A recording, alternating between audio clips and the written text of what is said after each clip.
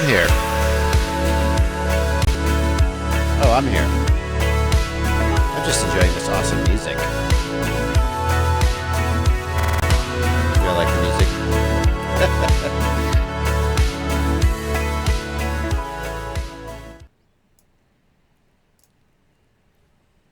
Hello, I'm Joshua Bardwell, and I hope you're learning something today. I hope you learned something today. Welcome to the stream. It is Sunday afternoon, or for those of you crazy people living in Europe, it is Sunday evening, and that's why we do this stream on Sunday afternoon my time, to make sure that everybody gets a chance to learn something. Maybe so. I'm back. I was gone last week. Most of you got the message. A few of you didn't get the message, and we're sitting in chat going, "Where's Joshua? Where's Joshua?"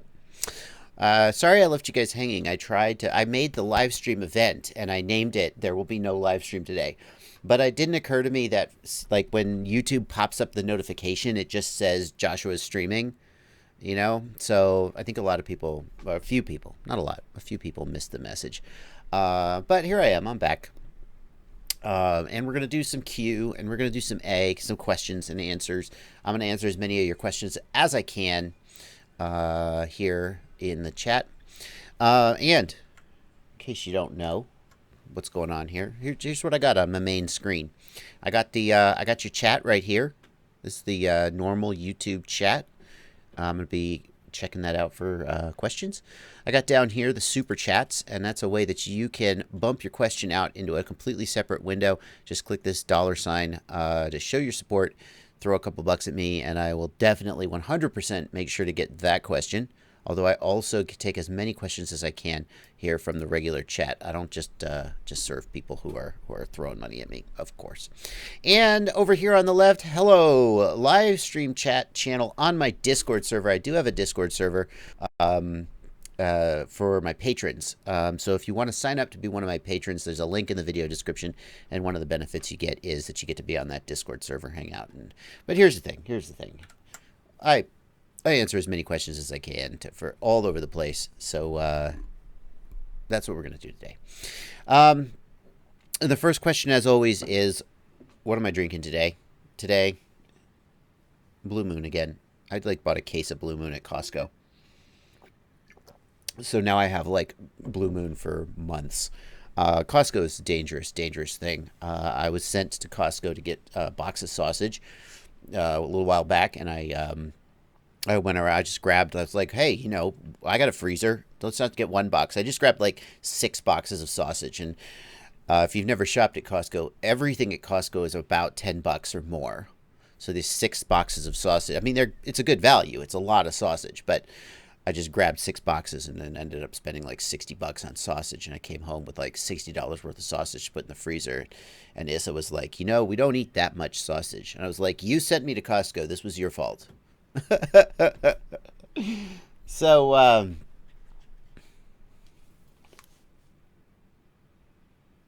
I can't decide if my cat's trying to get in here and scratching at the door.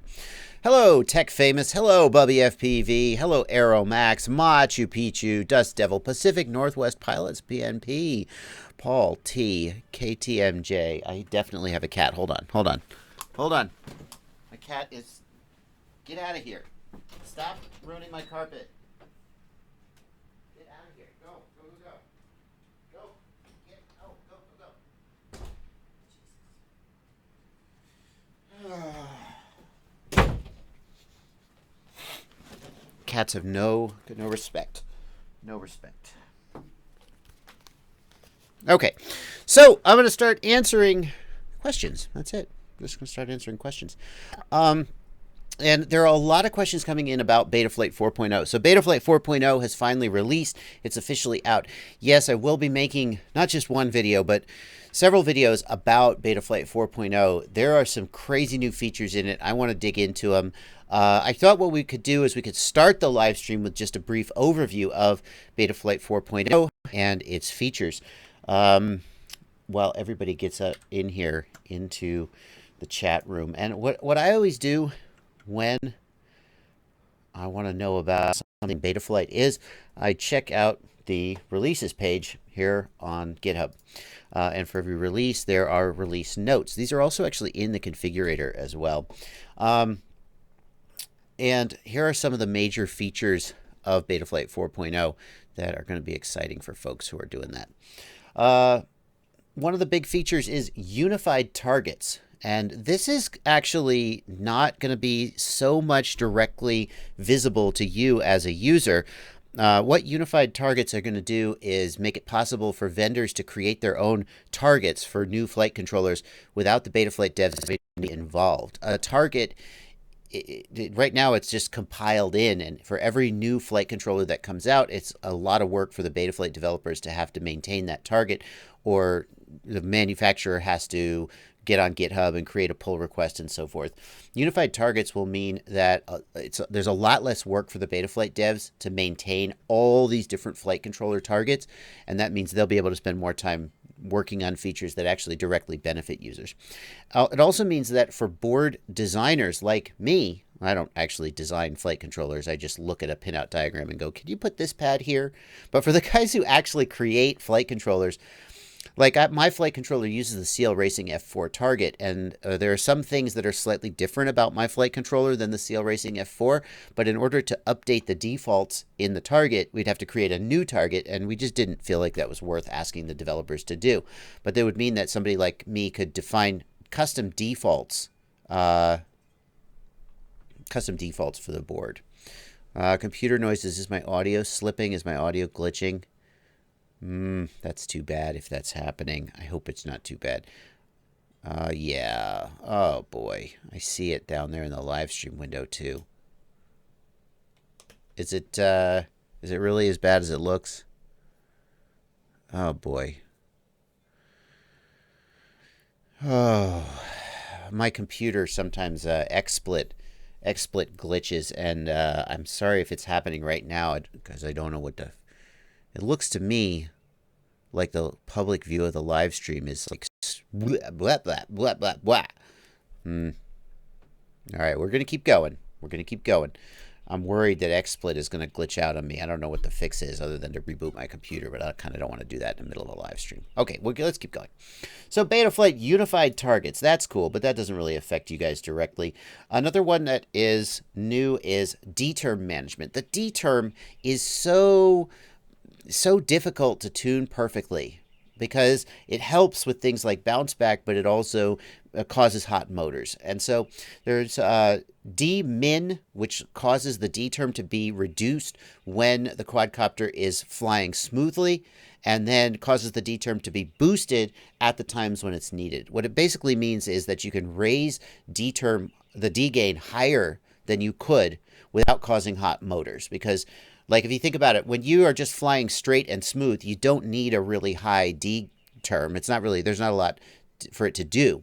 It's just making the motors hotter. But when you're doing sharp flips and rolls, that's when the D term is most important.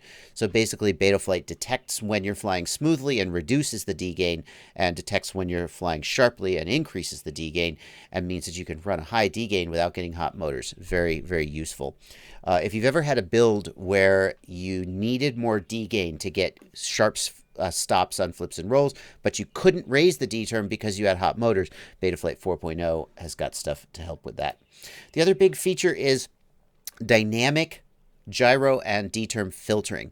So one of the things we've learned as we've gotten into Betaflight, Flight 1, all these firmwares we've learned that the less latency and the less filtering you get, the better your flight performance. And especially prop wash handling gets way, way better the less filtering you've got. But the flip side is that the less filtering you've got, the hotter your motors are, and that, of course, is bad. So what Betaflight 4.0 does is, based on the throttle position, it raises or lowers the filter cutoff. And the idea is that when the throttle is low, the motor RPM is slow, and therefore you need more filtering, and it lowers the cutoff. But then as the throttle goes up, then the motor RPM goes up, and you can afford less filtering. You can raise the filter cutoff and reduce latency.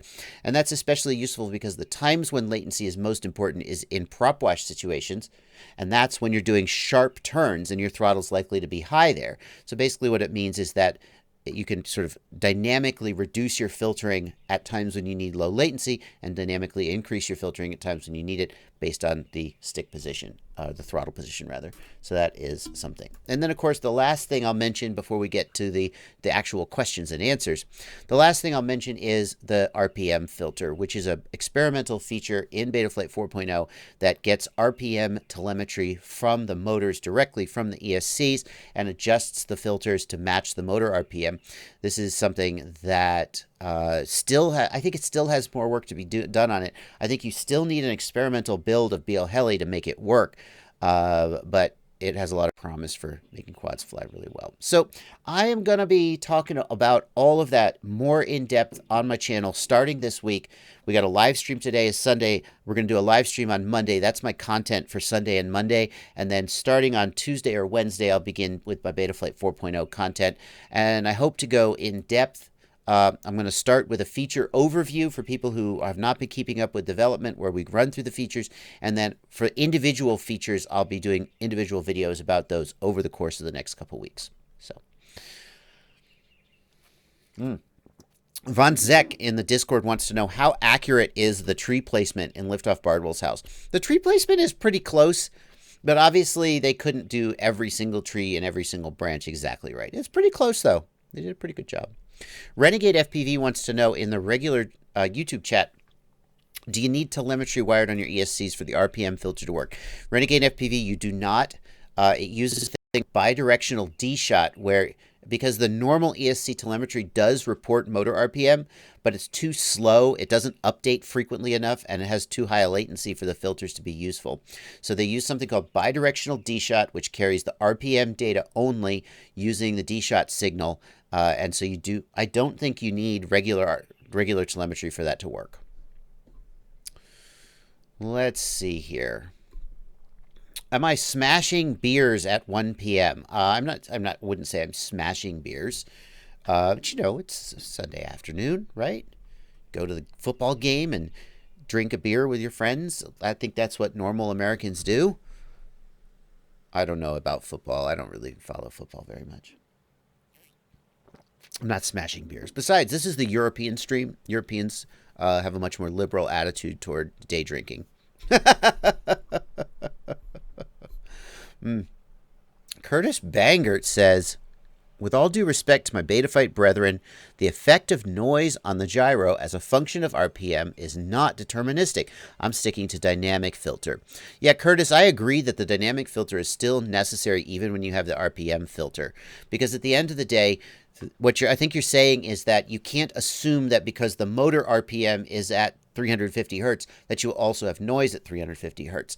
That being said, when there is motor noise at 350 hertz, what the Betaflight devs seem to be figuring out is that there's also a significant amount of noise at that same frequency. So you still want the dynamic filter, but you also want this. It seems to help. We'll see. Alrighty, let's see here. How do I report an issue with the RPM target for HackRC 35 amp ESCs? I keep getting an error code when I try to flash them. INOC FPV, you would report an error by going to the GitHub repo for the project and going to the issues section of the GitHub repo and creating a new issue and label it as a bug report. Since it's the HackRC ESCs, that would probably be the BL Heli repo that you would want to report that error. Let's see here. Will I ever travel to the EU anytime in the future? Michael Pitali, I will not be traveling to the EU anytime in the future. Actually, I will not be traveling at any time in the near future for a reason I'll tell you in a second. I got invited by the Orca FPV guys to go to Croatia a few months ago and make videos with them. I don't know if you guys heard, but is it true that the Orca guys announced a release date for the Orca goggle? Is that legit? I think I heard. Let's see. Let's look. Orca FPV. I've been saying if they were to release a project before the end of the year, I'd be impressed. And I think they announced like a May or April, May, June, like a really surprisingly soon release date. Where is that? I'm looking on the on the Orca FPV page to see if there's any info. No, nothing. I don't see any announcement. Somebody on Facebook mentioned a surprisingly soon date. But anyway, I won't be traveling to the EU because I haven't made any announcement about this, but I guess I better mention it at some point. I have a new baby coming in probably like 3 weeks. So I'm going to be staying home for a while, and I will not be traveling to shoot Rotor Ride episodes. I'll be staying home, and I'll still be making videos, but I won't be traveling. So I've been home for a little while taking care of that. So, yep, congratulations. One-eyed FPV, before I lose your question, Betaflight won't save your aux channel. Go into the configuration tab, disable RSSI_ADC. That's what you need to do. Mr. Fleek, you are going to get put in timeout. Please stop telling everybody to subscribe to your channel. Damn it, I just said your name. I just said your name and your channel. I've completely, I've messed that up. Yeah, thank you guys. Let's see here. So no plans to travel for the next couple months because I'm going to be at home taking care of a new baby. Actually, I'm going to be at home taking care of my partner who will be taking care of the new baby. I'm just going to, it's not a lot for me to do except look at it and go, there it is. There's a baby here. Let me know what's going on. Okay. We got a bunch of super chats coming in. No, Gianluca Gasparis, no. Don't say that either. Don't say that either. We got another moderator here. Who's the other moderator? Flightbox. I see you there. Flightbox, you could be a moderator. You're a moderator now. I have MC Creations. I have one son already. You've seen him in at least one of my videos at one point. Ariel Vittini, yes, a JB F7 with VTX switching is in the works right now. We are testing prototypes. Once the prototype is confirmed to be good, then we will release it. No specific. I mean, as soon as it's done and has no problems, then we'll release it. It is in the works now, and we're testing prototypes. Let me get to the super chats. It's now 20 minutes into the stream. I should get to some super chats. Billy Presley, thank you for $40. Just catching up on a week miss. Thanks for all the help. Thank you so much, Billy Presley. $40 is very, very generous. Thank you. Gregory Hitchcock, $2 in the super chat. I went from D-Shot 1200 to 600 and motors were hot. Gregory Hitchcock, that would surprise me. Although, I mean, obviously what happened. Normally, D-Shot 1200, it will cause and experience more electrical noise and corrupted signals. So I would expect going down to 600 would actually cause the motors to be cooler because there's less noise for the D term to react to. The bottom line, I wonder if something else changed. Can you go back to 1200 and see if they're cooler? I mean, the bottom line is this, regardless of the reason why, if going from 1200 to 600 makes your motors hot and the quad flies good on 1200, then fly it on 1200. Sometimes there are things that are very difficult to explain the why of, and yet it turns out, you know, at the end of the day, if the quad flies good, that's all we care about. 6S versus 4S investment, worth it for racing? Tim Mack gives $2 and asks that. Thank you, Tim Mack. I think if you are a serious racer, the only place to be is 6S. But the question is how serious and how competitive you really are. If you look at top racers like Alex Vanover, Min Chan Kim, Evan Turner, all of them are flying 6S. It's at least in their repertoire. I have seen some examples where based on a racetrack, somebody felt like 5S on a slightly different KV was a better way to go. It's not that 6S is the only way to go, but nobody is just limiting themselves to 4S. So 6S, if you're serious about racing, that's where you got to be. But if for most people who are not like competitive at the national level, the battery voltage is not the limiting factor. If you're not, you know, falling out of the sky at the end of a 2-minute qualifier, then the thing is 6S batteries, like the cheapest 6S 1250 milliamp hour is about 30, maybe $28. You can get a 1050 milliamp hour for about $25, but you can get really decent 4S batteries for $20 or $22.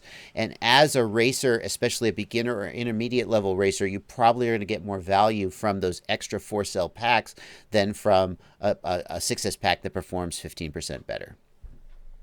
James Long, thank you for $5 in the super chat. How do I set up less stick throw in the Tyrannus X9D Plus? I don't like moving the sticks all the way to the endpoints for full movement or throttle. James Long, what I would do there is I would go into the mixer screen on the Tyrannus and I would raise the weight of the channel from 100% to 120% or 150%. So raise the weight. It'll go for, and what that'll do is that'll mean that you will get to full stick throw before you actually finish moving the stick. The other thing you could do is you could raise your rates in Betaflight. Just raise the rates in Betaflight. That's another thing you can do. Mark, sorry, wait. Goncalo Rijo, do you think a LiPo 2200 milliamp hour 6S 360 grams for a 6-inch quad for long range is adequate? That's a tough one, Goncalo. I don't have I don't do a lot of long range, so I can't, like, if you ask me about a 4S battery for racing, I'd say 190 to 200 grams, 50 milliamp hour, you're doing pretty good. I can't really tell you if that's a good battery off the top of my head because I don't do a lot of long distance flying and I don't build a lot of those quads. 2200 milliamp hour is a big freaking battery. 360 grams is as much as some quadcopters weigh. So I think I'd be a little bit worried about the weight. But if you're just doing cruising and you're not doing freestyle, the weight doesn't matter as much. I definitely think you're going to get some flight time on that. It also would depend, well, 6-inch. As far as lithium-ion batteries for quads, the thing about lithium-ion batteries is you can get longer flight times using lithium-ion batteries.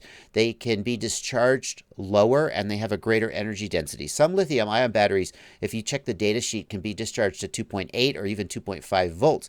So that's how you get a lot more milliamp hours per gram of weight. The downside is that lithium-ion batteries don't have as high a discharge rate. So you need a really efficient quad that is going to be pulling only about maybe 10 or 15 amps. The highest discharged lithium-ion batteries peak at about 30 amps.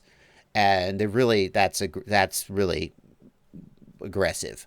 So if you have a long distance quad that's pulling only about 10 or 15 amps, then think about lithium-ion.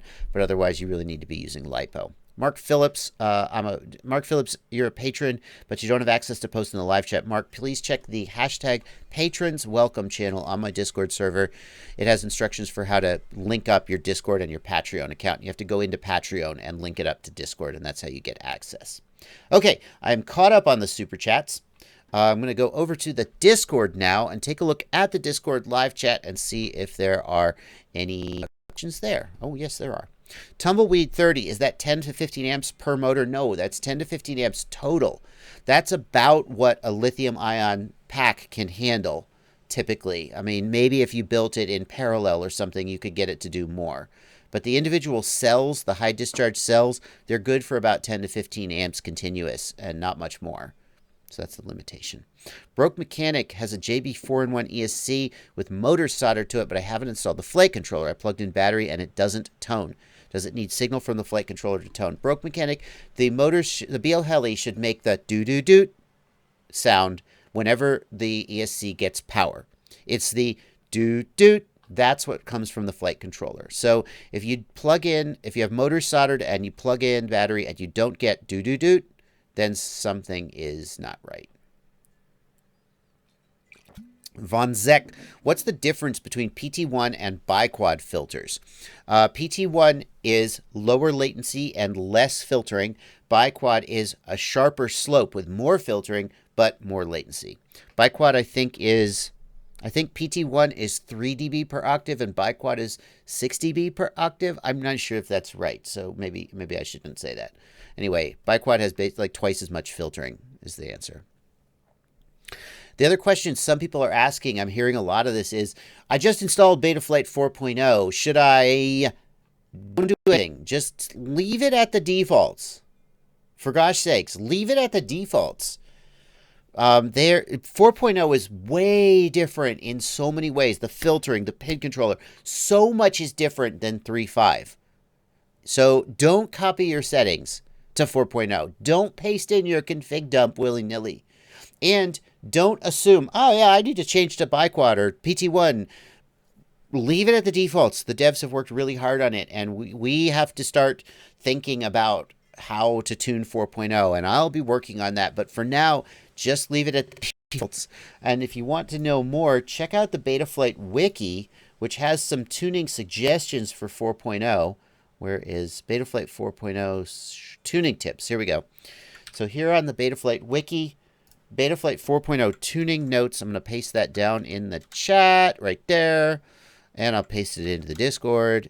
It's on the Betaflight. There are some suggestions for ways to tweak Betaflight 4.0. Like here, right? But so much has changed that you should not assume that many of the things that you used to do are a good idea now. Let's see here. Looking at more at the Discord. Medium James. Any opinions on FreeSky Access? FreeSky Access is a new error protocol coming from FreeSky. I've discussed it in basically every live stream I've done so far, so I guess I need to make a video about it. Yeah. Let me just make a note of that. So many people are asking about it. Let's see here. DRE videos to do FreeSky Access. Okay, I need to make a video about FreeSky Access. Okay, I'll get to that. For now, I'm going to hold off on the answer because I've answered that so many times previously, and I don't want to just give the same thing in every live stream. Am I using the T16 or am I still on the X9D? DJ Pop, I am planning to start thinking about transitioning to the Jumper T16 as my primary radio, and that will involve me making setup videos about the T16. And if at some point in there I find a deal breaker, maybe I'll go back to the X9D, but I do plan to start the transition to the T16 and see how I like it. Congrats to Chamer. Got a kid coming on the 23rd. Congrats, dude.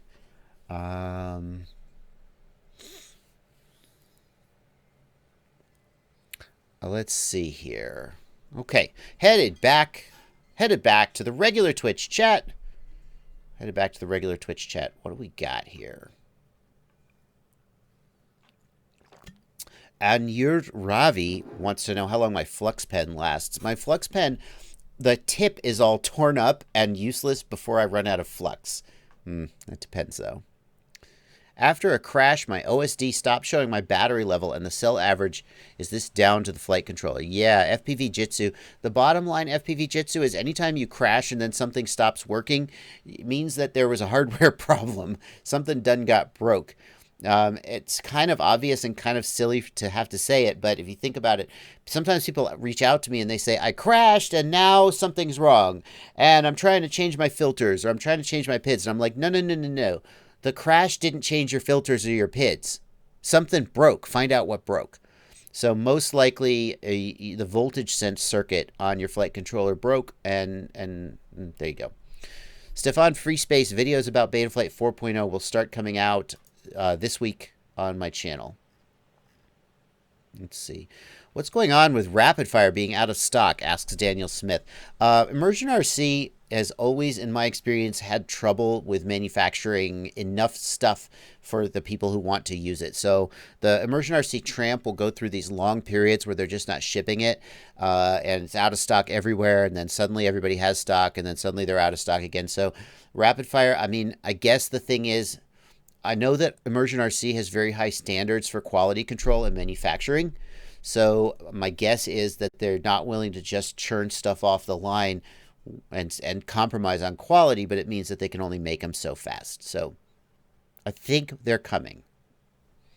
Yeah, S. Grace points out you can load your old rates, your OSD settings, your aux channels. That stuff you can copy over from your old config. But anything to do with PIDs or filtering or any of that stuff, do not copy that from your old config into Betaflight 4.0. Too much has changed. Can we talk about the OSD changes in Betaflight 4.0? We can try that, but I'm not sure how successful that's going to be here without a little bit more prep than I've done. But let's just take a look. I actually flashed Betaflight 4.0 to a flight controller just this morning. And let's see if we can just take a quick peek here in the OSD tab. Here in the OSD tab, we now have 3 OSD profiles. I have been asking for this. I've been whining about this for a long time. And what it lets you do is set up different OSDs for different situations. So here, for example, we've got the warnings turned on. We could say like we could say I'm going to have a basic racing profile where all I'm going to have is the main bat voltage down in the lower left. And that's my racing, right? But then I can have one for like GPS where GPS speed, GPS sats, GPS longitude, GPS latitude. And if I switch to OSD profile 2, those things will appear. Where are they? Hey, come back. Oh, I see. I need a preview. OSD profile 2. Oh, yeah. See, now I'm looking at OSD profile 2. And this would be silly if they didn't do it this way, but surely there's a way to switch with an aux mode. So if I go to the modes tab, I can... This is new. OSD disable. Where's the OSD modes? Is there an OSD modes? Where's the OSD modes? Huh. Huh. Wow. That's really interesting. I'll have to learn about that. How do you switch the OSD mode? See, this is why I said it was risky to do this without prep. There's got to be a way to switch the modes with like an aux switch, but I'm not seeing that. So anyway, you can set up actual different OSD profiles, and that's really nice. I really like that because like I have OSD on some of my quads, but I don't need to see the OSD all the time, right? So I like the ability to be able to turn that on and off. It's pretty slick. Okay. Switch with in-flight adjustments. Thank you, UAV Tech. Very good to have Mark Spatz, UAV Tech here. Knows more about Betaflight filters and tuning than almost anybody. Where is in-flight adjustments? Let's see here. Why I have expert mode on. There we go. Oh, I see. There, now expert mode is on. Let's see. In-flight adjustments. Adjustments.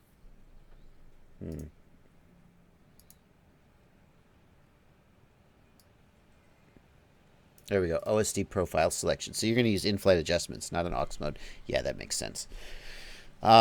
Pretty slick. Pretty slick. Should I buy the diamond antenna for my Crossfire Micro? Personally, I prefer... Here's my thinking about that. The T antenna is great because you can stick it into a backpack without taking it off. The tuned antenna is the best reception and the most circular coverage pattern, and it's the most durable. The diamond antenna is really unwieldy. That's why I kind of don't like it. But the diamond antenna has a flatter coverage pattern, so if you're flying at lower altitude out at distance, the diamond might help you. Personally, I don't like the diamond because it's so unwieldy, but I don't push range very often. For longer distance, the diamond might work. Let's see here. Do you think humidity in the air could kill a flight controller over time? No, not at all. Not at all. I mean, just no. Nope, don't think so. Can I have advice on getting into FPV? That's a pretty open-ended question. Start with buy a QX7 or an X-Lite and practice in the simulator. And then if you hate it and quit, then you only have invested about $100. And if you love it, then by the time you actually get a quad, you will be good at flying. Let's see here. Start FPV with an RC car. MC Creations, I got to disagree with you there personally. I put FPV on an RC car once, and the problem is that if you're not in, well, if you're indoors, then it's great. But if you're outdoors, the ground is so uneven, it was impossible to see anything. Musketeer Pilot says, I have an Eachine TX05 all-in-one FPV cam. It seems to be stuck on L3 band. I changed my band. It does show it's changed on the display, but the frequency is still L3. That's a tough one, Musketeer Pilot. So using the band scanner in your goggles, or remember that the channel search doesn't work very reliably, although in the low band, we have to be pretty far off to be wrong about it being in the low band. The bottom line is if it thinks it's on a different channel, if it's like the LEDs on the VTX say it's on Fat Shark 4, I would tune the goggles to Fat Shark 4 manually and see if you pick up the signal. That's the first thing I would do. MC's Creations points out that a crawler is really smooth. Martin Sangers, if I give a big pop with the quad and cut throttle, the quad tilts to the front. I've calibrated the accelerometer. What else can I do? Martin Sangers, especially if you're not flying in auto level mode, the accelerometer doesn't have effect. What's happening there is that because the throttle is changing position rapidly, the sort of aerodynamic situation that the quad is in is changing rapidly. The answer to that is anti-gravity gain. In Betaflight, in the PID tuning tab, you're going to want to raise anti-gravity gain. And let's see, right, where's anti-gravity? Hang on, sorry. Everything has moved. Here we go, anti-gravity gain. So the default anti-gravity gain is 5. And I'm pretty sure that anti-gravity is enabled by default, at least in 4. Yeah, so you want anti-gravity turned on, and you want to raise the anti-gravity gain. The other thing you're going to want to do is make sure that air mode is turned on. Otherwise, when you get to 0 throttle, the quad will dip and lose authority. So there's 2 things. Air mode gives it more authority at 0 throttle. Anti-gravity helps it hold position as the throttle is moving. Yeah, okay. Got some super chats coming in. Let me work back through them. Low Sky, thank you for $5. No question, just $5. Adolfo Medina, thank you for $10 US. Are you using Rapid Fire as your daily module? What antennas are you using it? I've seen more people switch to Stubby. Would like to know your thoughts. Yes, I am using Rapid Fire as my daily module. And I will say, as much as I try to just give you guys test results and let you decide for yourself, I also, sometimes I just, as a reviewer, like to just tell you what I personally think. And I personally think that Rapid Fire is the best module in terms of pure RF performance. It is outside of some people's price range. It's $150. And the difference between Rapid Fire and a module like, let's say, the Furious FPV Achilles module, which is only about $80, it's almost twice as expensive, and it's not twice as good. But the thing about is that improvement, let's say that Rapid Fire is 15 or 20% better at best than something like the Achilles module. Some people, that extra 10 or 15%, that's what they want to pay for, right? Just a cleaner image, better penetration, better range. For some people, that's worth paying twice as much. And for other people, they're like, hell no, it's not worth it. So I do use the Rapid Fire as my daily driver. And I do think personally that the Rapid Fire is the best, although it's not worth it for everybody to pay that additional amount for it. The antennas that I use are typically 2 Omnis. I sometimes use a Stubby. I've found that I still get great penetration even with 2 Omnis, and it's the most circular coverage. If you don't have a Rapid Fire module, I have done a few tests where I actually have 2 Omnis versus a patch and an Omni on a traditional diversity module, and it is always worse in my tests to use 2 Omnis. So if you have a traditional module, you definitely want to be using a patch pointing when you're flying and an Omni. But if you've got a Rapid Fire, 2 Omnis works really well in a lot of situations. Shane Beast gives $5 and says, I have an X-Lite that I switched to mode 2. My throttle and elevator are still on the right. Trying to use a Beta 65S. What do I do? Shane Beast, you want to go into Betaflight and check the channel mapping. Here in the Betaflight receiver tab, most likely you have the channel mapping needs to be changed to put the throttle on the left. So here it says AETR. For the default setup of an X-Lite, most likely the correct mapping is TAER, but basically you're just going to shuffle around the TAER. That's throttle, aileron, elevator, rudder.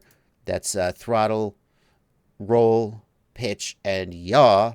You're just going to shuffle those around until they get on the right stick. That's the bottom line. Yoshi FPV. Oh, Yoshi, thank you for 10.99 euros. Thank you so much. I need help on my Tyrannus X9D Plus SE. Is the throttle stick not really smooth? Yeah, it's ratcheted. So Yoshi, you got to open up the Tyrannus, and in the back of the Tyrannus there's two little like metal tabs, metal bars that engage with the throttle gimbal. One of them has a little V-shaped divot in it that is engaging with a ratcheting mechanism on the throttle gimbal, and you can just loosen that screw until that tab disengages, and then you'll have smooth throttle. I guarantee you, if you were to search on YouTube, I haven't made this video, but I guarantee you if you were to search on YouTube remove ratchet or Tyrannus smooth throttle, you would find instructions. Thank you, HeliPals, for 25 CHF, 1 week's worth of diapers. Yeah. Shane Beast, thanks for $1. And that is it. We're caught up on the super chats. Any news on a 1S storage charger? Stop. Smeg90, stop. Everybody stop asking questions about why nobody makes a storage charger for 1S batteries, because I'm working with a manufacturer. I'm making one, and I want to be the first to market. And if you guys keep talking about it, other people will realize that no one has made one of these. And then when I release one, I won't be the first to market.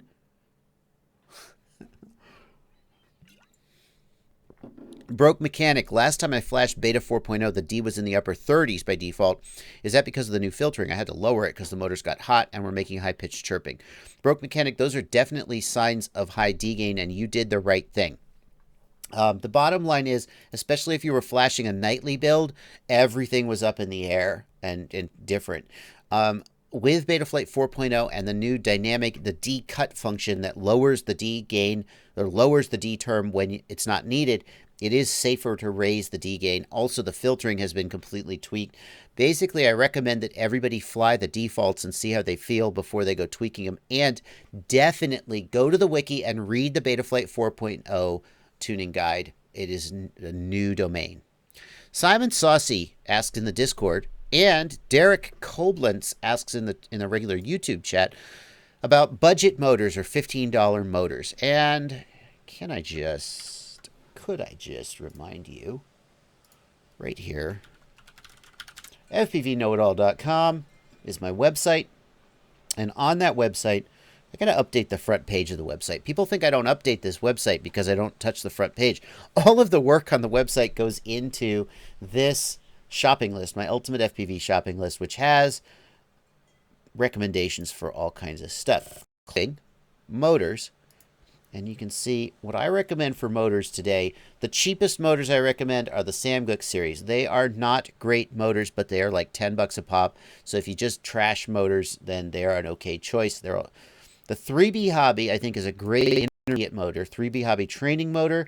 And let's see, this one is closer to 20 bucks, I think. The other one that I need to get on the list, it's not on the list now. Hang on. The other one that I need to get on the list is the Emax Eco motor. Hang on. Let's just check and see what that's at. Come on now. Is it on there? No. Okay. Add Emax Eco motor. Okay, done. Now I'll get to that. But the other one that I recommend is the Emax Eco motor, which is a pretty decent budget-priced motor. Yep. Yeah, props off. The Samguk motors can be decent out of the box. They are not durable. And the problem is that like 1 out of every 6 has a terrible bearing or an imbalanced bell right out of the box. I don't know the actual number. I made up that number. Please don't take that too literally. And nobody from DYS sue me. But like the problem is that the quality control on the Samguk motors is not as good. So there's a fair chance you'll get a bad one out of the box. If you have 4 Samguk motors, buy 6. And then maybe you'll get 6 good ones. But if you get a bad one, you'll just chuck it in the trash and, you know, anyway. Let's see. Yeah, Curtis Bangert, very sorry about the audio glitching. I hope people are not getting too many problems with the audio. Unfortunately, the only thing I can do to fix the audio is to completely restart my computer, and I'd have to just pause the stream and do that, and I just don't know if that's a great idea. So hopefully the audio will hang in. DigiFPV, what's my go-to quad? Can I show it to you? I can, because I made a video about it. This is my current go-to quad, where I built a quad with just no compromises, everything in the kitchen sink. This is the video where I show you how I built it and what the parts are that's on it. It's called JB's Perfect Freestyle Quadcopter Full Build Video. Any minute now it'll load. No, maybe not. There you go. Let's see here. Okay. Yeah, Slugbird. I'm so sorry about the audio glitches, guys. This is, I don't know why my computer does this every now and then. And I reboot and it doesn't fix it. And then sometimes it fixes it. I'm using XSplit. And I'm wondering if I should just ditch XSplit and try OBS and see if that fixes it. But for now, we're just gonna power through, I think.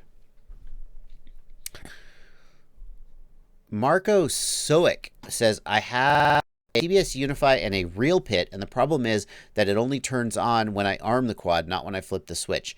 That the bottom line, Marco, is that has to do with the way you've set up your aux modes or the way you set up your switches in the Tyrannus. You just got to figure out, why that channel is not going where it's supposed to be going. Ivory King says, anybody using the Furious FPV VTXs, how do they hold up to the Unify? Furious FPV makes, their electronics are, I don't think it would be controversial to say that they are not on par with TBS. TBS has very solid hardware design and very good quality control. Furious is not the worst, but not as good as TBS, no question. UAV Tech, what about RCX motors? He asks. What about RCX motors? Hang on. They're good for me. I think only $10 or $12. EZO bearings, and you can just buy the bells. Let's take a look at that. Actually, I'm not sure you can get the RCX, the EZO bearings anymore. I think they've switched to NSK bearings because they're just out of stock all the time. They couldn't get the EZO bearings, I thought. Have they gone back to the EZO bearings being available? Yeah, RCX, let's see. Like a RCX motor 2207. Yeah, they've got the NSK bearings, not the EZO bearings. They are a really good value, $15. And if you ditch the warranty, which the warranty wasn't really worth. I mean, what are you going to do? You got to mail a motor back to China. They come in only at 15, 12 bucks, 13 bucks. So pretty good. Not the best quality aluminum, so not the most durable, but pretty decent motors for the price. Definitely. Okay.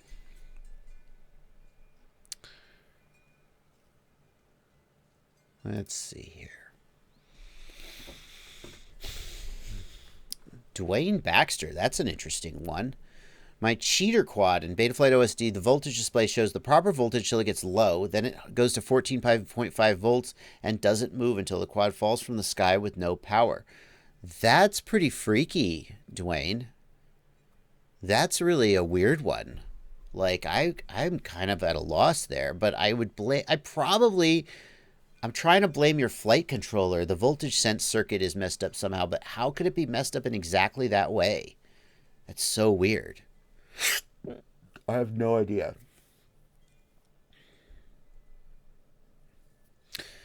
Upper Tiaveems. Bit of a noob question, but I hope you can help. I bought a FreeSky QX7, but it's LBT, and I want it to be non-EU. Can you? Yes. So Upper Tiaveems.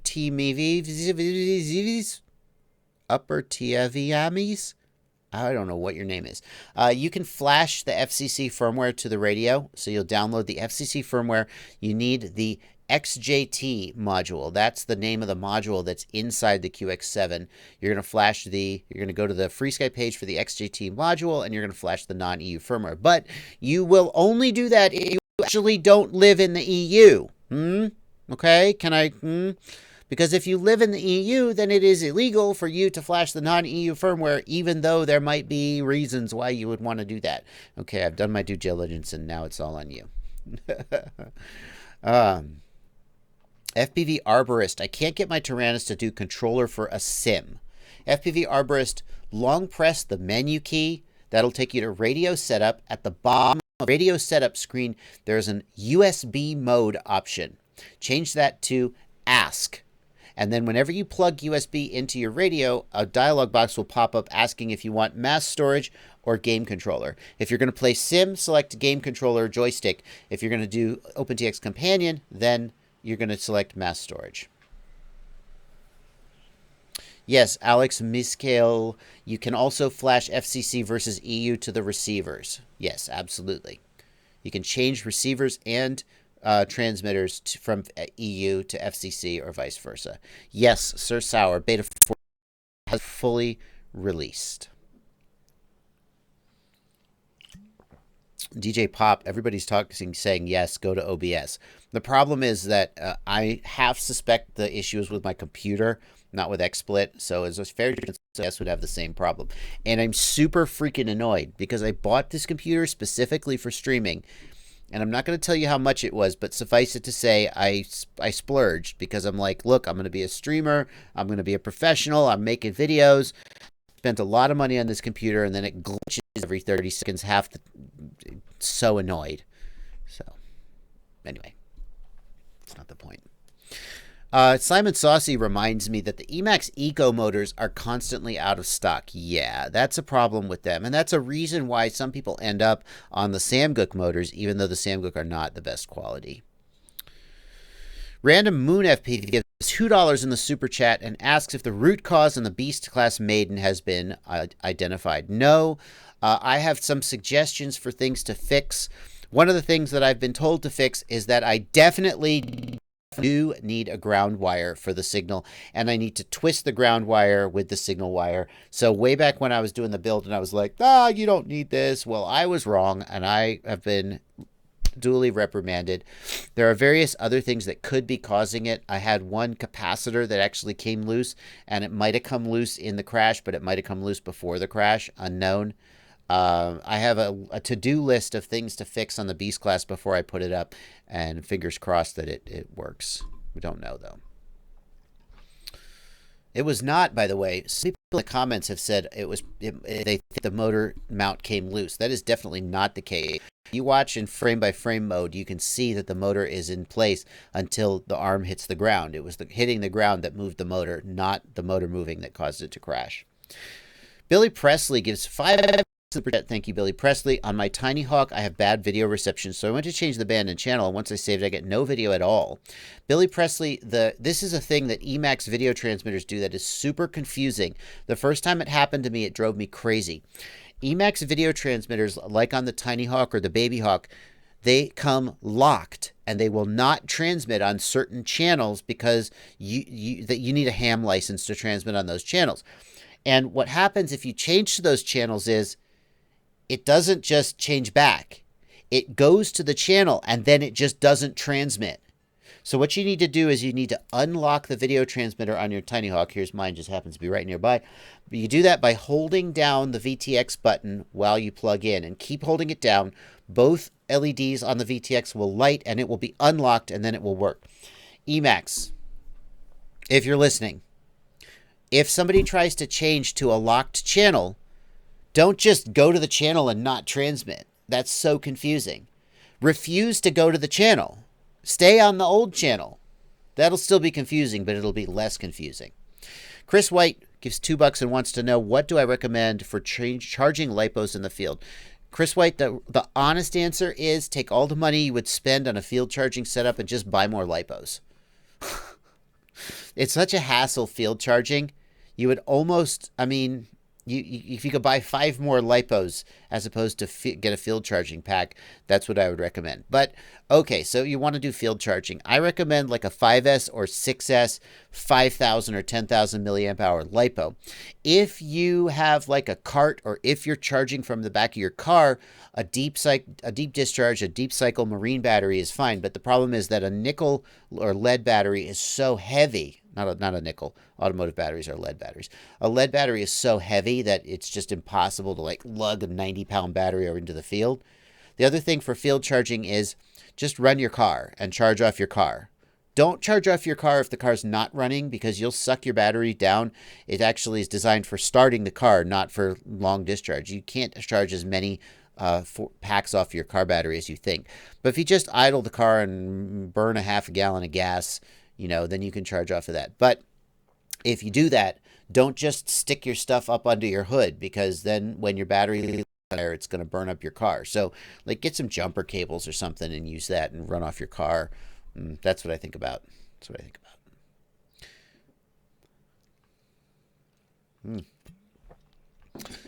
Elijah Purcell, Emax RTF bundle goggles won't pick up any other video transmitter. Elijah, my guess is that they're locked to a given band. They definitely will work with other video transmitters. You just got to get on the right frequency.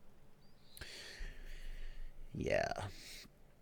Bismar points out in the Discord, if you can salvage 18650 cells, you can make a really big freaking field charging pack pretty cheaply. You just got to solder them all up.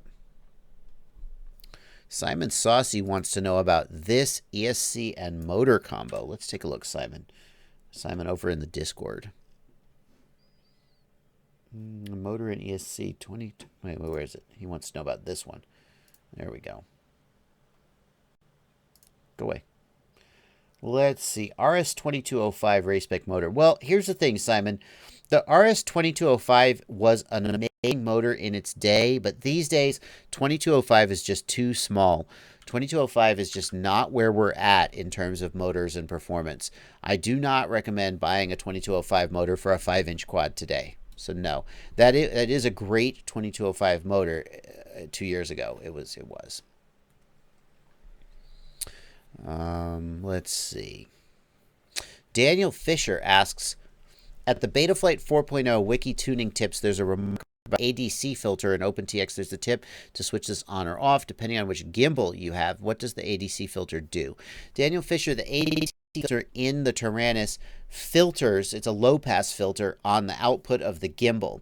And the thing is that Betaflight also has a low-pass filter on the RC command, so you're basically, if you have the ADC filter and the Betaflight low-pass filter, you're double filtering and it adds latency for no benefit. That's why they're recommending that you turn that off depending on which type of gimbal you have.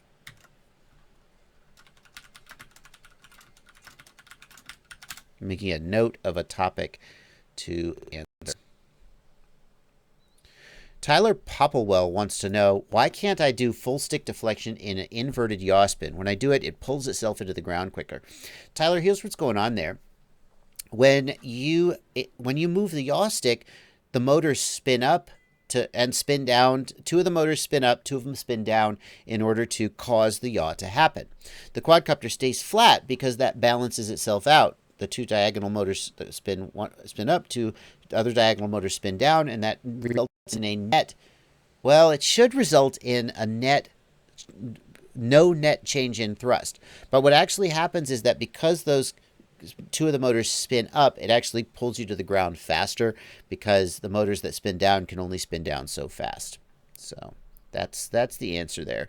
When you do a strong yaw move inverted, it will pull you into the ground sooner.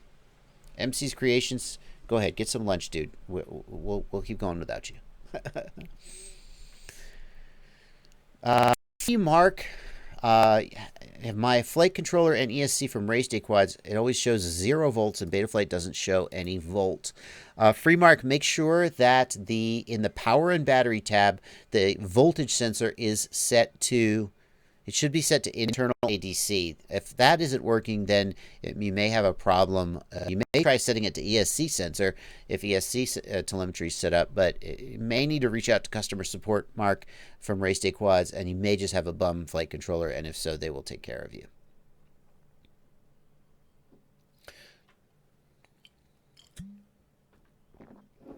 Let's see here. Somebody noted in the comments that I say let's see here a lot. Yeah, that's my where am I going next? Which question am I going to answer next? Toby Baconator wants to know, if I throttle up, motor 1 and 2 rev up way higher than motor 3 and 4, causing it to push up the right side but not the left. It drives me nuts. I just can't find an answer. Toby, does that happen with the props on? A lot of times when you have the props off and you throttle up, some motors will spin up faster than others, and that's just because when the props are off, weird stuff happens. It doesn't really mean anything. If it happens when the props are on, that's a different situation. If you're in auto level mode and you throttle up and the quad pitches or tilts to one side, you may need to calibrate your accelerometer. The quadcopter may just be confused about, it may think that it's tilted to the right even though it's actually level. Calibrating the accelerometer and trimming the accelerometer fixes that. And I have a video Hang on. I have a video. Nope, nope, nope, nope, nope. These keybinds are driving me crazy. When I switch scenes, in the, there we go. In XSplit, it switches tabs in my other window. Here it is. Calibrate and trim Betaflight tiny whoop accelerometer. That's the video that you're going to... It's clean day. Interesting. That's the video you're going to check out, and I'll paste that in the chat for you right now. The other thing, Toby, that I would check is in the receiver tab, make sure that your channels are centered at 1500, because the quad may think that you're trying to roll to the side if your channels aren't centered.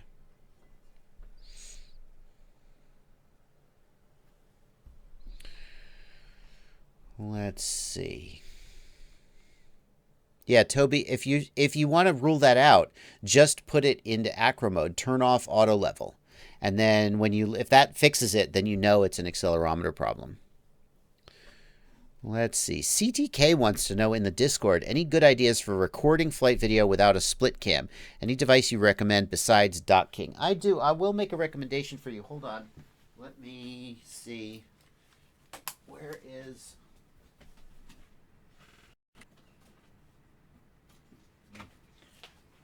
I could just go to the web page. This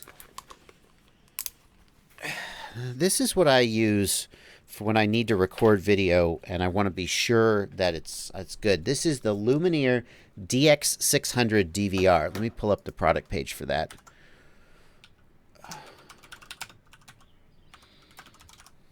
Let's see. Here it is. This is a Lumineer DX600 DVR. It is better than the DVR that's in your Fat Shark goggles for two main reasons.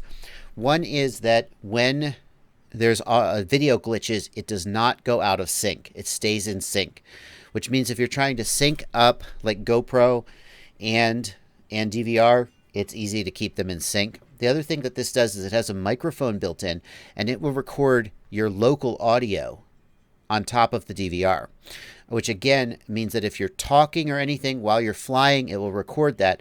And it means if you want to sync up, when you say flight number 1 and sync, and you clap, your GoPro and the DVR will stay in sync. Let's face it, the audio from the quad is useless almost all of the time. So having it record local audio is really nice. It is $100 freaking. So for most people, it's not going to be worth it, but that's how I record flight video if I really need it. The other thing is this.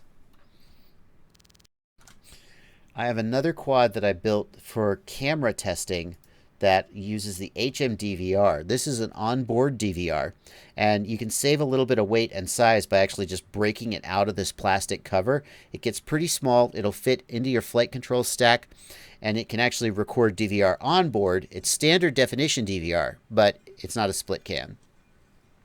Those are two things that I suggest.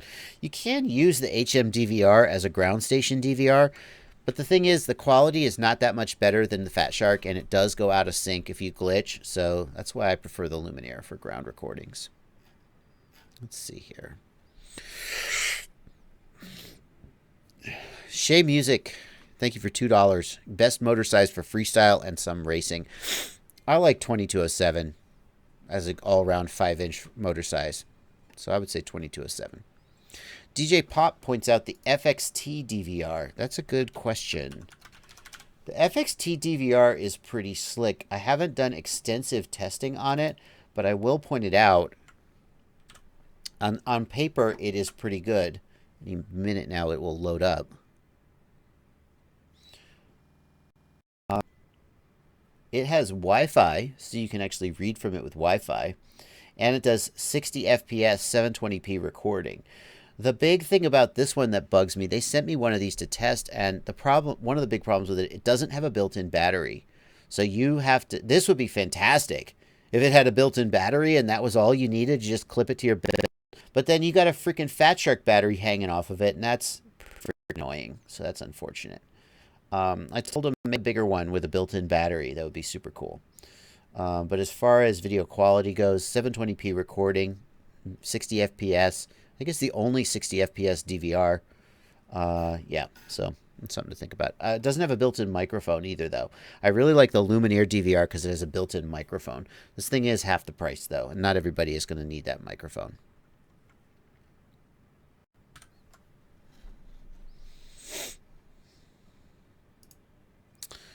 Let's see. Hello. Come on. Come on.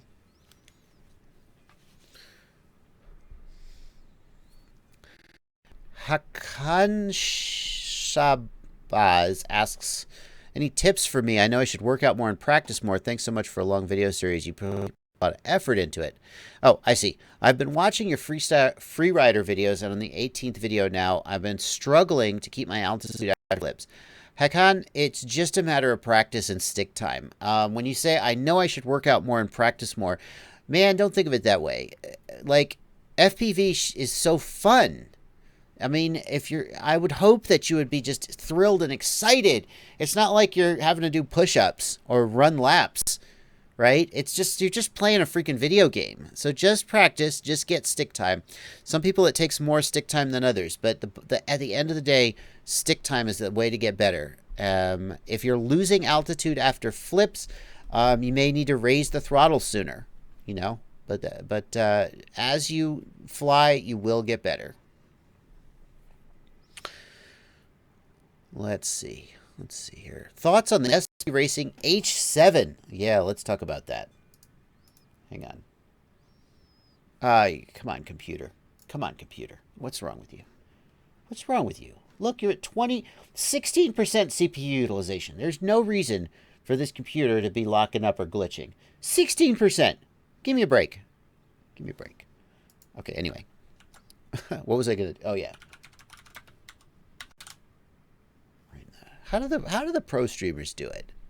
How do they not have glitches like this? I mean, really, I want to know.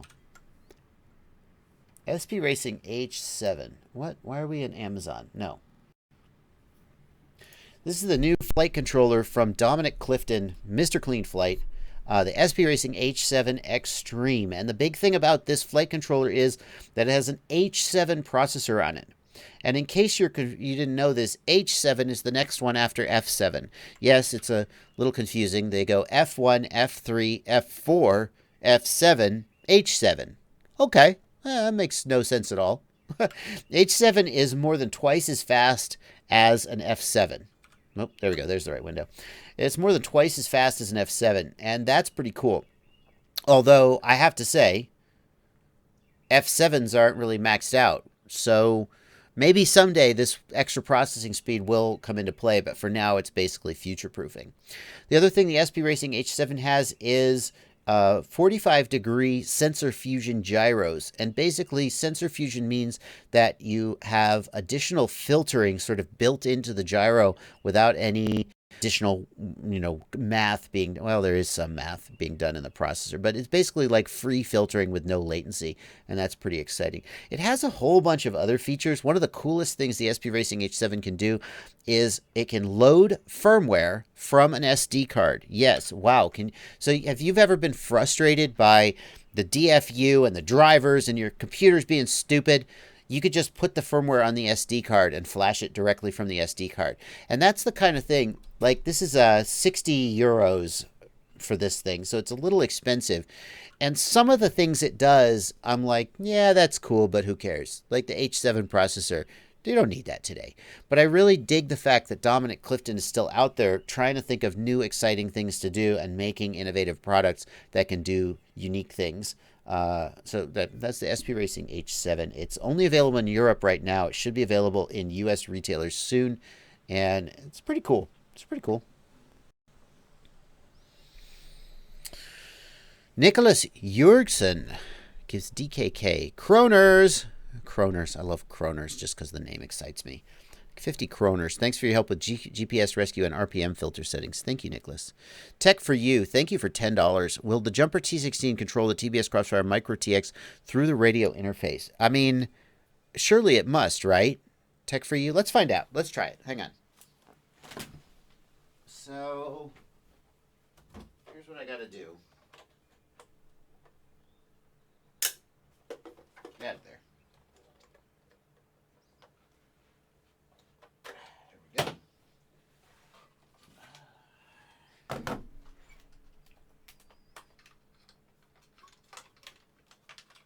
Okay.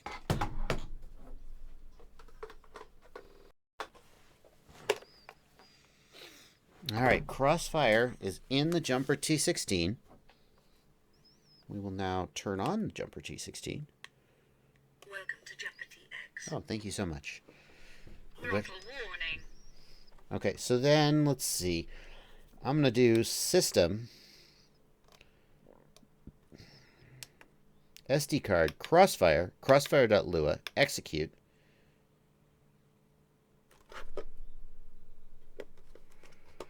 Do I need to... It's not working yet. Hang on. Return. Do I need the model to be a Crossfire model? Maybe I do. Oh, I bet I do. Hang on. Model page. Model setup. That's it. Yeah. So it's set for external RF mode. Yeah, that's it. External RF mode is going to be Crossfire. Okay. Let's see. You happy yet, Crossfire? Okay, yeah. Now let's see if it works. System, page, Crossfire, crossfire.lua, execute. Yes, it does work. Yes, I can confirm that it works. It's working. The Lua script is working, right? You can't see it, but the Lua script is working. It does work. There you go. See? That's what you get with my live streams. You ask, I answer. David Stewart gives £2 sterling.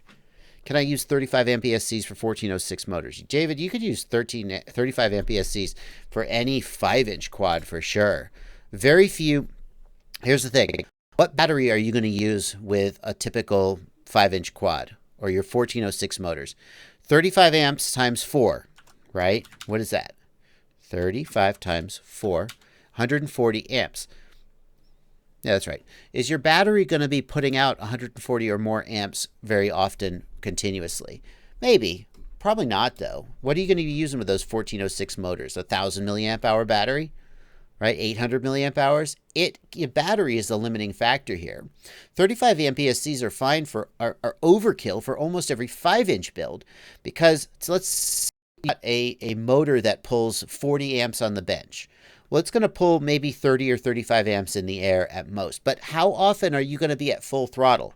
And if you go to full throttle, how many amps is your battery going to give you before it sags out? See? The reality is that a 35 amp ESC is enough for almost any 5-inch build because you will not be at full throttle for very long, very often, and your battery will probably sag out before you hit that 35 amp limit for very long. That's the bottom line.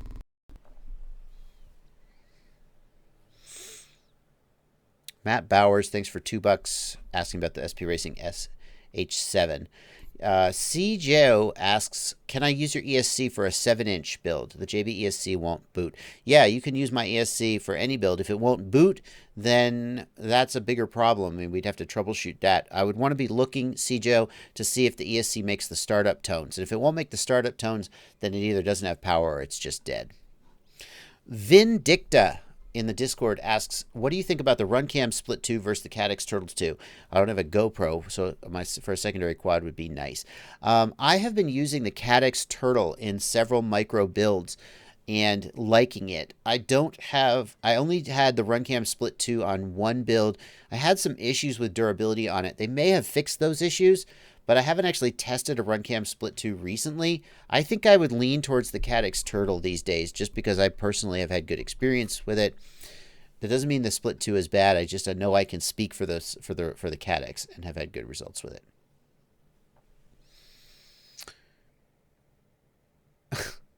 Robin me, what is this? Some kind of weird prank? Robin, I don't know what's going on there, but I don't like it. I feel like you're trying to trick me. Review the Sonic Model Mini AR wing. I don't really do a lot with the wings. I might should, but Heart of America FPV gives $5 and asks, I'm thinking about putting the jumper 4-in-1 in a Tyrannus in which the RF module went bad. Any downsides? The product description says it uses PPM signals. Well, Heart of America, if the 4-in-1 module does use PPM, then it will add some latency. I would be surprised to learn that it uses PPM, though. I'd think it would be digital, but maybe it's not.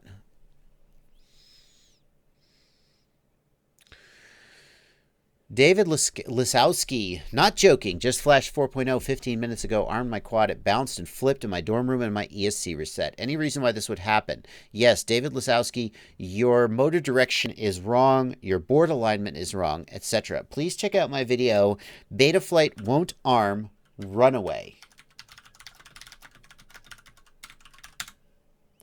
Betaflight Won't Arm, Runaway, which describes all of the reasons that might happen, David. That is almost certainly a configuration problem on your part. Sorry to tell you. And here is a video about that. I'm going to paste that. Come on, computer. Get your stuff together. Here we go. There's your reference.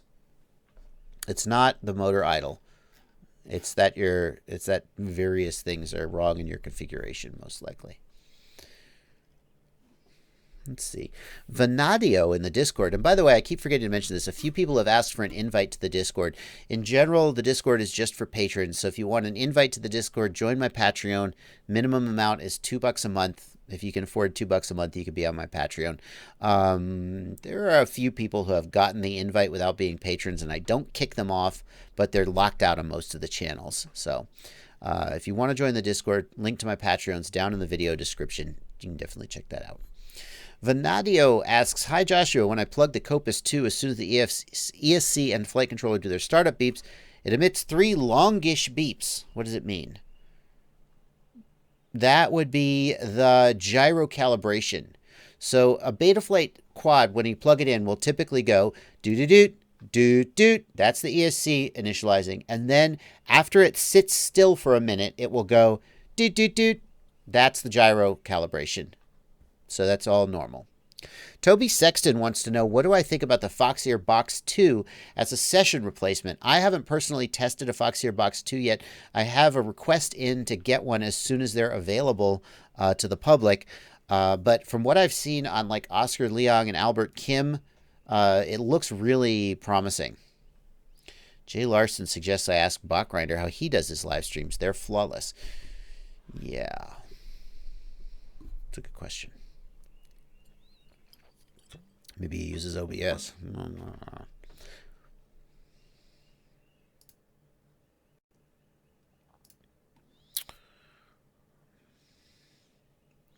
R12 says, is RPM filter needed or is normal filtering still good?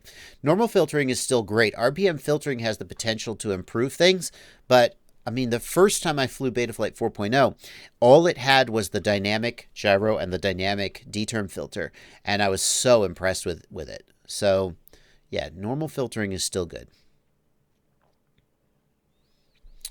Good set of PIDs for the Mobula 7 HD, asks Mr. X. Make it smoother and less aggressive and not so twitchy. Mr. X, I suggest 2 things if you want smoother and less twitchy. Number 1, reduce the rates. Go into Betaflight.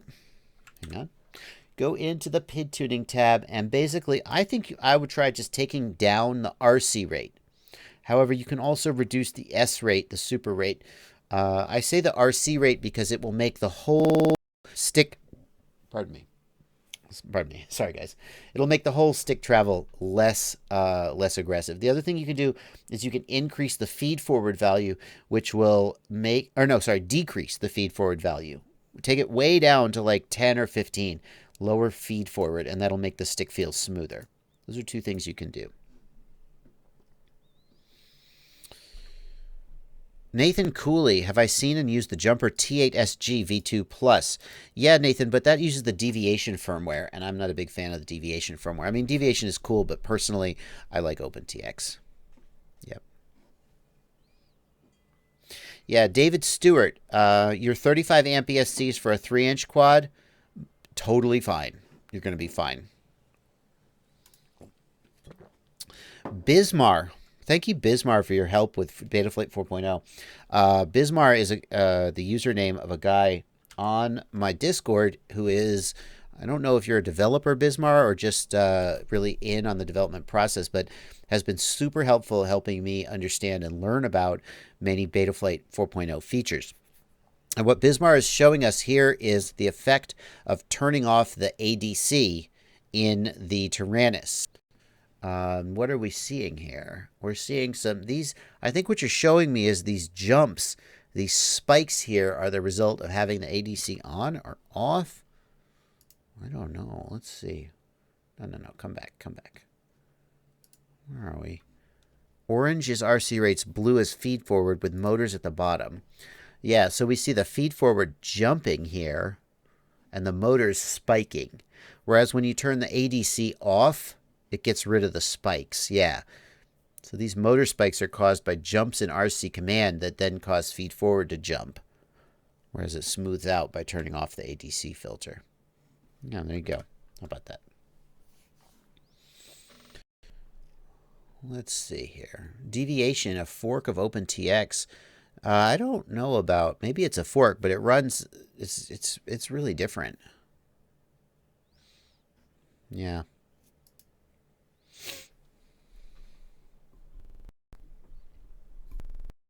Shang Tsung, I tested 4.0 yesterday on a known working quad on 3.5 and on stock settings.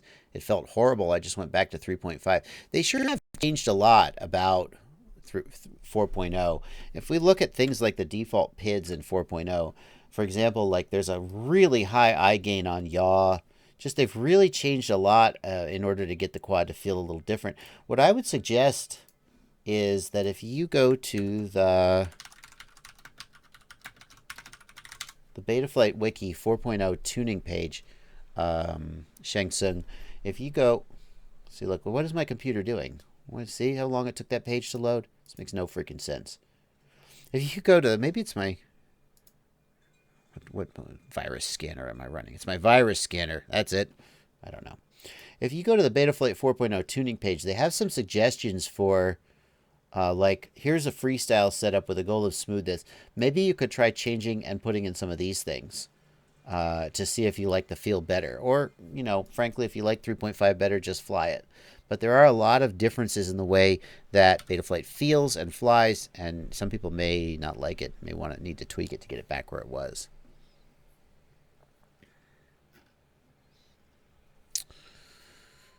Let's see here. Yeah, no good, Shang Tsung. Well, sorry to hear it. Sorry to hear it. I tried high eye gain on yaw. They suggested high eye gain and high feed forward, but personally, I also didn't like that. Yeah, personally, I didn't like that either. What's the best way to set up Bielheli S ESCs? Ask Andrew. If you have Bielheli S ESCs, I think the Chrome app, or it's not the Bielheli Configurator standalone app. It used to be a Chrome app, but now it's a standalone. That's the easiest way to set them up. A lot of people have a little bit of annoyance running Bielheli Suite.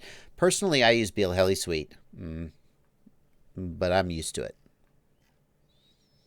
How do I turn off arming disabled with Betaflight? Maximum in the hormone.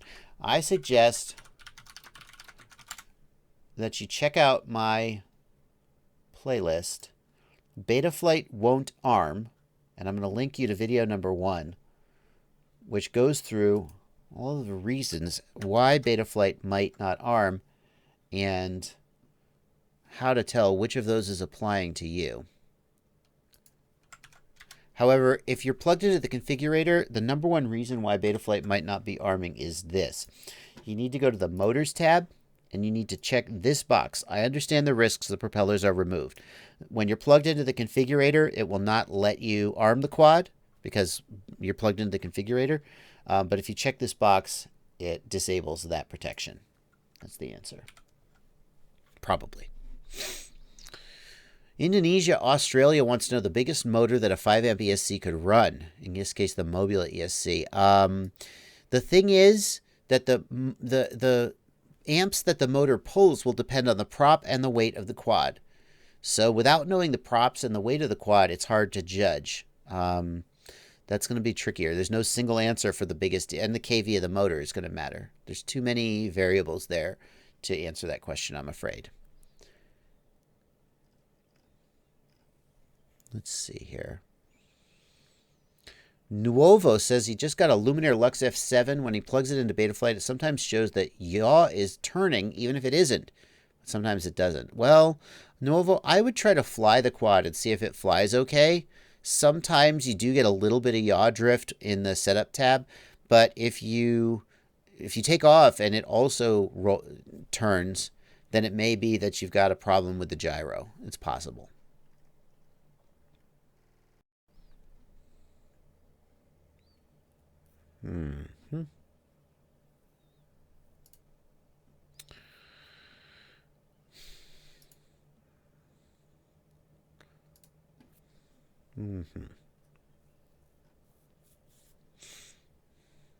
What should the min RPM and max RPM be in BLHeli config? Asks Michael Bainey. Michael, if you're using D-Shot or ProShot, if you're using a digital protocol, then the min and max RPM have no effect and can be ignored.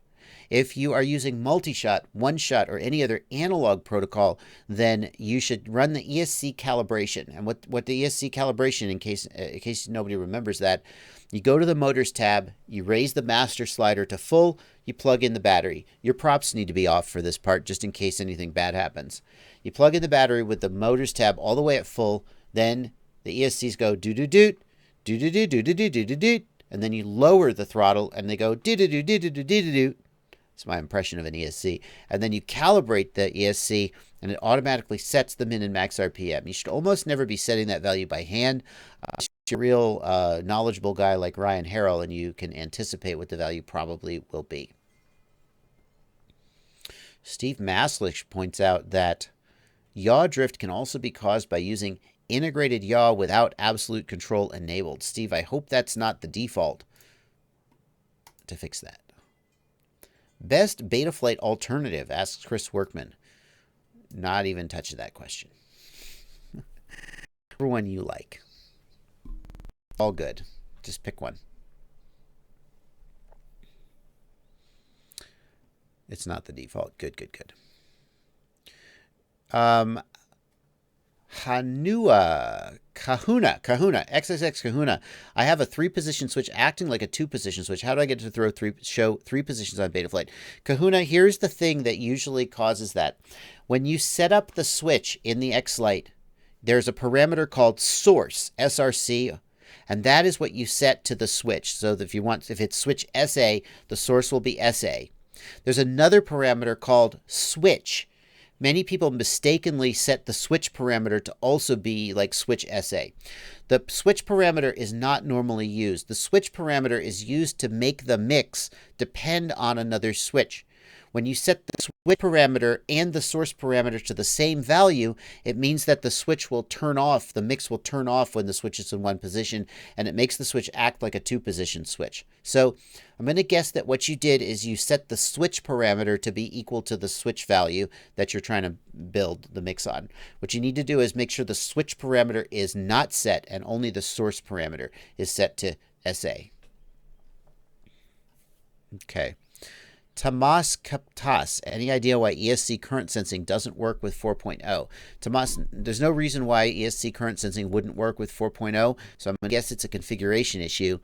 There's nothing really broken about current sensing in 4.0 release as far as I know. Let's see. It's FPV. Do you and Steve Maslich and anybody else who knows about Betaflight 4.0, should people be enabling absolute control? I mean, absolute control is it off by default? I'm looking right now. Yeah, absolute control is off by default, and my understanding is that absolute control is largely intended sort of more for line-of-sight pilots. Should people really be enabling it? I mean, I guess if they should be, then it would be on by default. The fact that it's off, I probably would leave it that way. I think Stingy did a video recently where he said it should be on, though.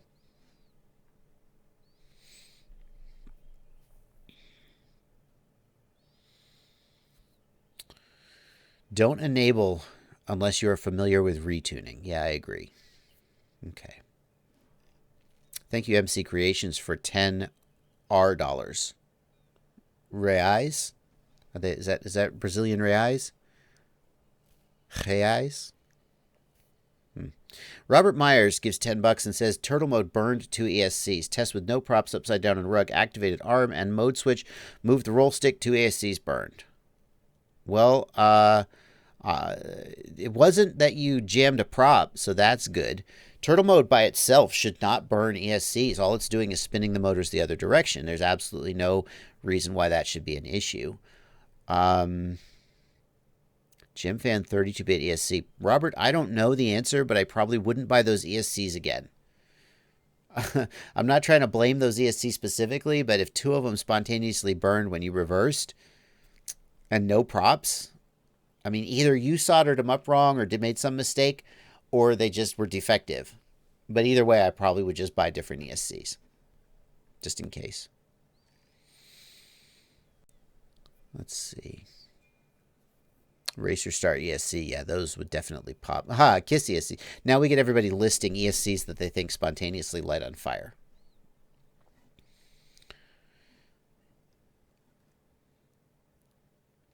I mean, but Steve Maslick says turtle mode should be quick flicks, not long stick throws. But Steve, I mean, all you're doing is reversing the ESC. So especially if there were no props on, nothing bad should happen if you hold it. It's just spinning the motor the opposite way. Shouldn't be an issue, I think. I wouldn't think. Anybody put a Foxier Mini in the CL1? Asks Born to Wrench. You may be running into an issue with the CL1. I guess you can put a mini cam in it, depending on what kind of a bracket you use. But the lens, the size of the bigger lenses sometimes struggle with the CL1. It's just barely wide enough to hold an M12 lens, so you may have issues getting the lens in there. Kazid asks, I have a question. I used all the same hardware as in JB's budget build except for the frame. I wrote all correctly to the diagram by Philip Seidel. Turning on the quad for the first time was and everything seemed to work. Video worked and so on, but on the second time, video didn't work. Checked voltage, tried a different power source. I saw the boot screen in video with the OSD. Now I just get a black screen. Black screen usually means the camera has had an issue. Static usually means the VTX has had an issue. So if you're getting black screen, definitely check that the camera is powered up. What I like to do is use this tool.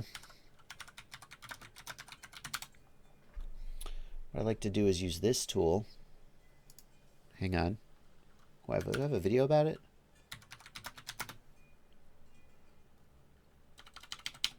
Oh my goodness, my computer is lagging so hard right now. Why? Why is my computer lagging?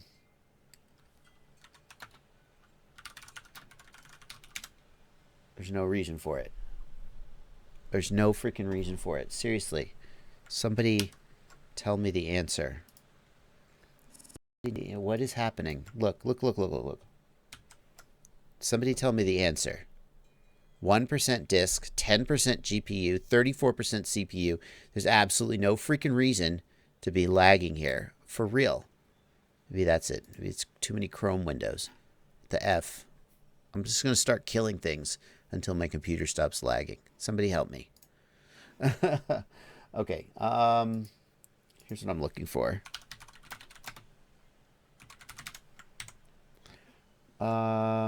This is what I like to use to troubleshoot cameras. Getting back to the topic at hand. This is the RunCam RCA cable.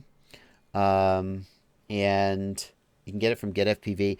Basically, you plug it into the back of your camera. You plug in a Fat Shark battery for power, and then you have an RCA outlet that you can plug directly into your goggles or into a screen, and it lets you verify that your camera is working. Anytime you're suspicious that your camera might not be working right, this is a way of verifying 100%.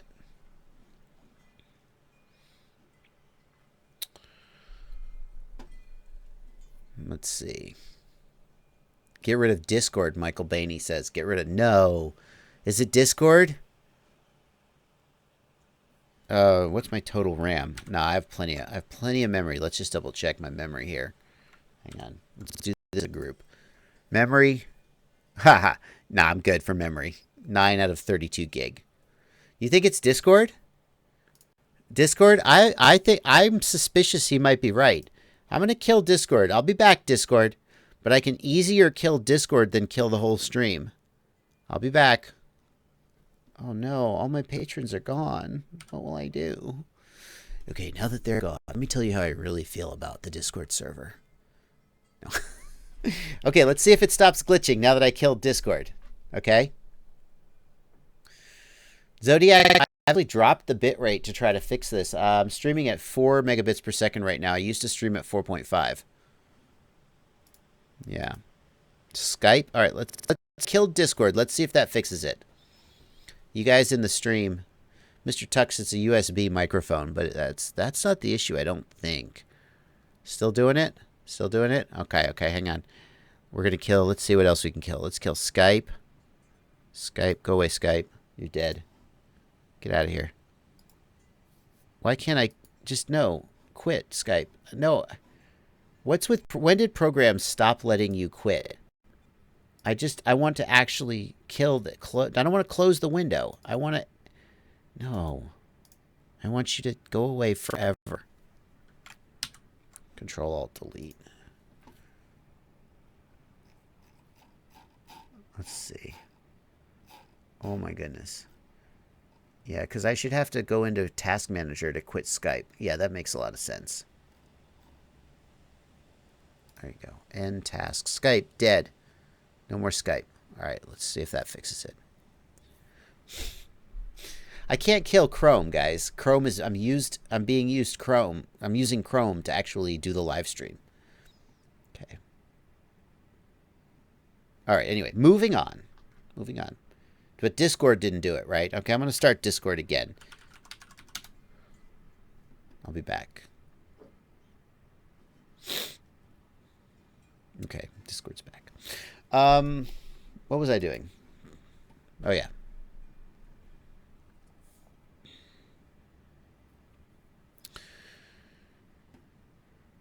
Okay, Discord is back then. Discord, hi patrons, welcome back.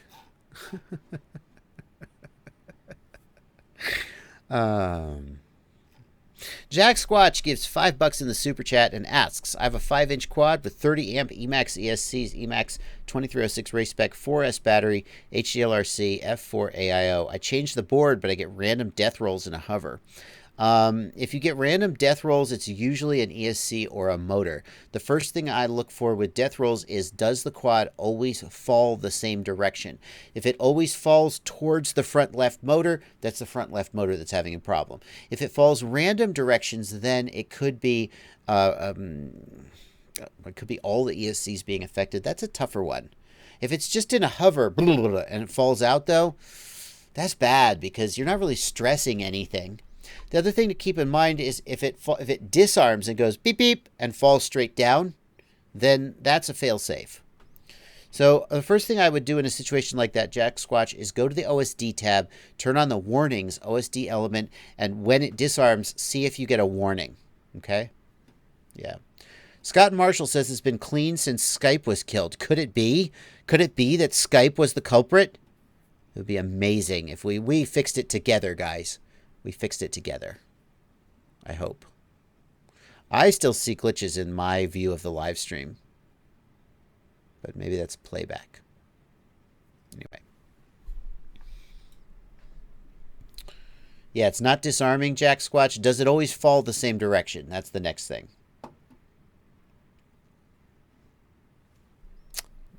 It was Skype.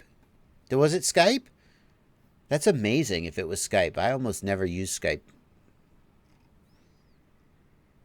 I'm so glad we fixed it, guys. Thank you. Okay, getting back to the questions. Nick Hessen gives $5 in the super chat and asks, I always use air mode permanently, and I've noticed that the flight controller factory defaults on newer flight controllers have air mode permanent disabled and enabled via aux channel. Why? Nick, some people have trouble landing with air mode on. If you're not a good pilot who disarms the moment you touch down, with air mode on, when you hit the ground, boom, the quad can bounce a little bit. So a lot of manufacturers will have air mode on a switch to let people turn it off when they're landing. Personally, I have it on all the time with a feature, and I agree that that's the way I should do it. The way you should do it.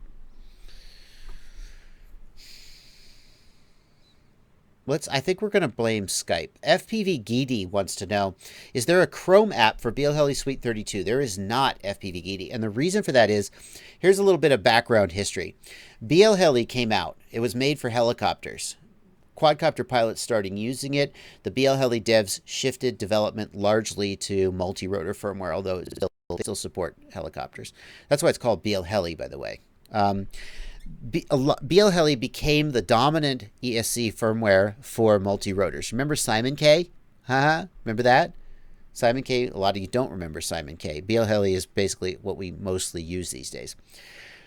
A lot of manufacturers started making BLHeli ESCs, and because BLHeli was open source, they just took the code and put it on there, and the BLHeli devs didn't get any money for that. And by the way, before you accuse the BLHeli devs of being greedy, the BLHeli devs have been the least greedy people I know in this hobby. For many years, they refused to accept money. Like, people would be like, hey, do you have a PayPal donation page? And they just said no. They refused to take any money. They just developed BLHeli for a long time for free, actively refusing money. And then the problem is that these manufacturers kept making BLHeli ESCs and BLHeli S ESCs, and they would have problems, and they'd go to the BLHeli devs and say, hey, can you fix this bug? Or, hey, customers would have problems, and they'd ask the BLHeli devs for help. And finally, the BLHeli devs were like, listen, we're supporting a commercial product. We deserve to get paid for it. But rather than force you to pay for it, they said, here's what we're going to do. BLHeli 32 is going to be encrypted and locked down, and only manufacturers who pay us a license will get to use it. And so basically, whenever you buy a BLHeli 32 ESC, the manufacturer has been forced to pay a small amount of money to the BLHeli 32 devs to compensate for them for the work that they did on it. But what it means is that the BLHeli 32 ESCs will only talk to the BLHeli 32 configurator, because if a manufacturer releases a BLHeli 32 ESC that's not licensed, like, how do you prevent that? It'll still work, right? They could just flash the code to it. But the way they do it is they lock it out of the BLHeli 32 configurator. And in order to do that, they had to they chose to prevent any third-party program from using a BLHeli 32 ESC. So you have to use BLHeli 32 Suite. You can't use like the BLHeli Chrome app. It doesn't work. And the DRM is the reason for that. So there's a little bit of history. June Loco 619 wants to know, why is it for update Betaflight? It's not. If you're happy with 357, run it. Be happy.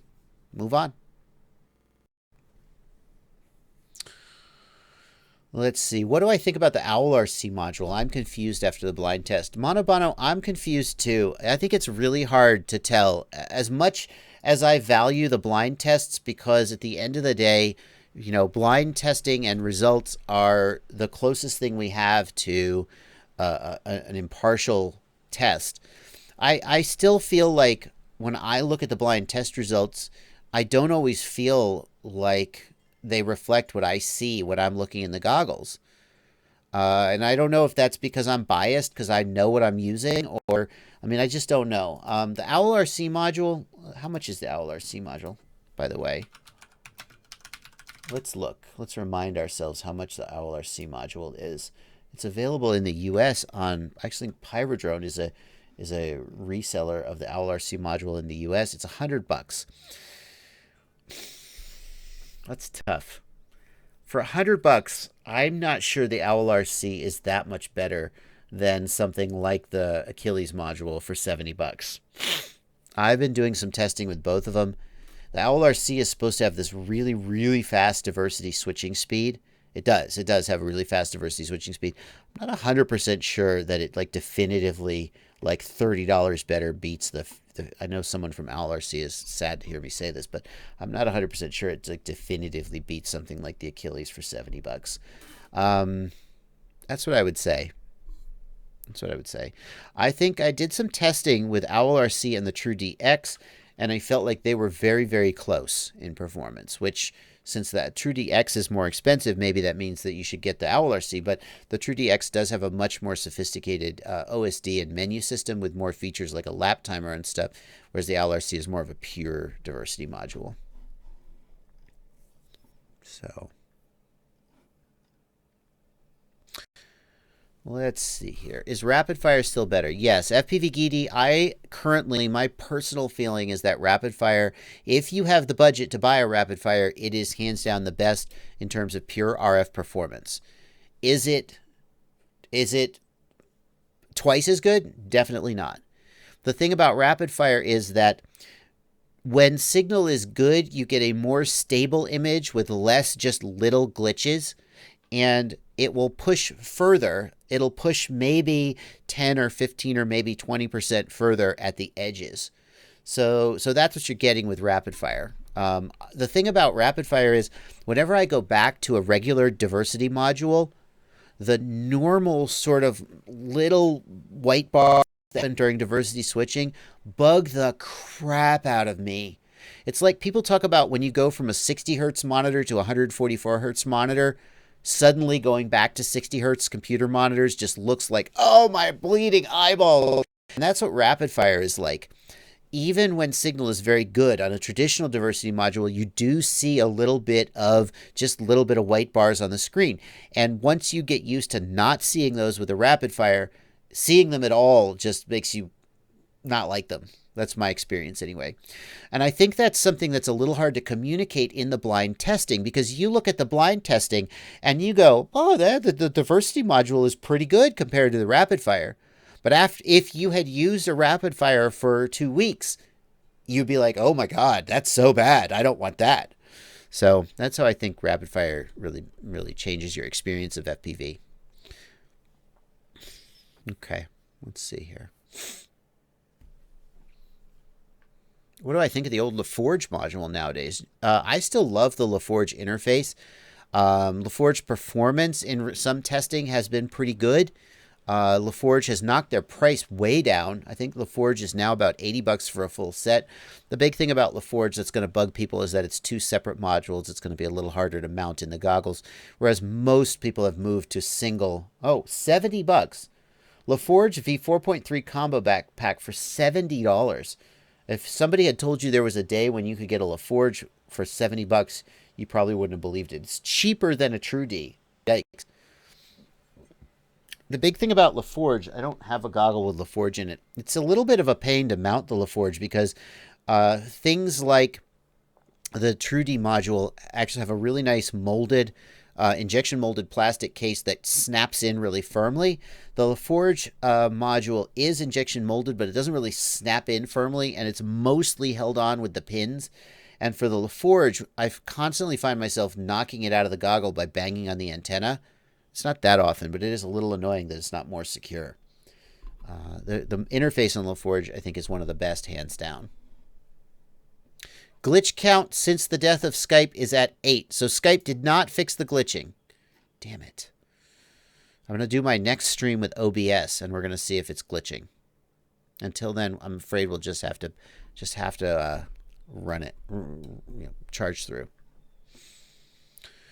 Bill Clark says, my Beta 75X is losing power and slowly dropping from the sky, even though the battery's fine. Bill, do you see in the OSD that the battery voltage is dropping, or is the battery voltage staying good?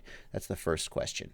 Rigor Mortis says, now Fat Sharks need to start getting cheaper. My Oculus 2 has more features, looks better, and is somehow $200 less. Rigor Mortis, let's just take a look real quick at what an Oculus 2 looks like on a person's head, because this is a common objection, and I don't think that it's a valid objection. Here's the Oculus Rift. The Oculus Rift, and where I'm going with this is, the Oculus Rift is freaking enormous compared to a Fat Shark. Oh, this sad kitten wants me to turn off my ad blocker. I hate kittens, and I will continue with my ad blocker on. Let's see. How can I see one on a person's head? I don't think we're going to succeed at this. The point is that the Oculus Rift uses much bigger displays than the Fat Shark. Fat Shark uses tiny, they're like half-inch, I think, micro displays. A 640 by 480 or a 720 micro display of that size is way more expensive than a bigger one. You go, well, the Oculus is 1080 resolution. I guarantee you that the micro displays use the Shark goggles are more well, I probably shouldn't guarantee you that. I could be wrong. But the smaller micro displays, it's much harder to make them at consistent and high quality, and that's one of the reasons why they're more expensive than an Oculus Rift. Also, the other thing to keep in mind is that the Fat Shark is a much smaller market than Oculus Rift. So Oculus gets economies of scale that Fat Shark doesn't. Fat Shark buys 500 or 1,000 displays at a time. They do not get a price break for that. Oculus buys, 10,000 or 100,000 or a million. I don't know how many. They get a much better price. So I strongly feel that Fat Sharks are very fairly priced. We don't like that, and we wish they were cheaper. But given all the constraints they're working with, I think they're very fairly priced. And as Greg French from Fat Shark said when I interviewed him over a year ago, he said, if we're gouging our customers so much, then where is the competitor who has come along and eaten our lunch? For years now, every goggle that has come out that has tried to be cheaper than a Fat Shark has been worse than a Fat Shark in most ways. The only one that comes close is probably the EV200D. If every EV200D coming off the line was defect-free, then it would be a serious competitor to Fat Shark at the $300 price point. But the thing is, EV200D, look online. The quality control is pretty spotty. It's pretty spotty. So I think Fat Sharks are very fairly priced, and I stand by that. Here's a picture of an Oculus on someone's head. Thank you to the Discord. So that's about the same size as something like a box goggle, like an EV800, right? It's a much larger screen, and that's why they're able. That's one of the reasons why they're able to be so much cheaper. Mino Fly, why is BL Suite 32 not compatible with Mac? Yes, I do believe they are working on a Mac version. It's just not out yet. Mino Fly, I think they're working on it. There is a Linux version, so that is something. Mr. Anyone else? Daryl Pickett, I do not think the issue is internet issues. I get that when I do local recordings, I also get the glitches. So, audio device graph isolation. I don't know what that means. The Mac version of BL 32 is out in beta. Thank you, Steve Maslish, for pointing that out.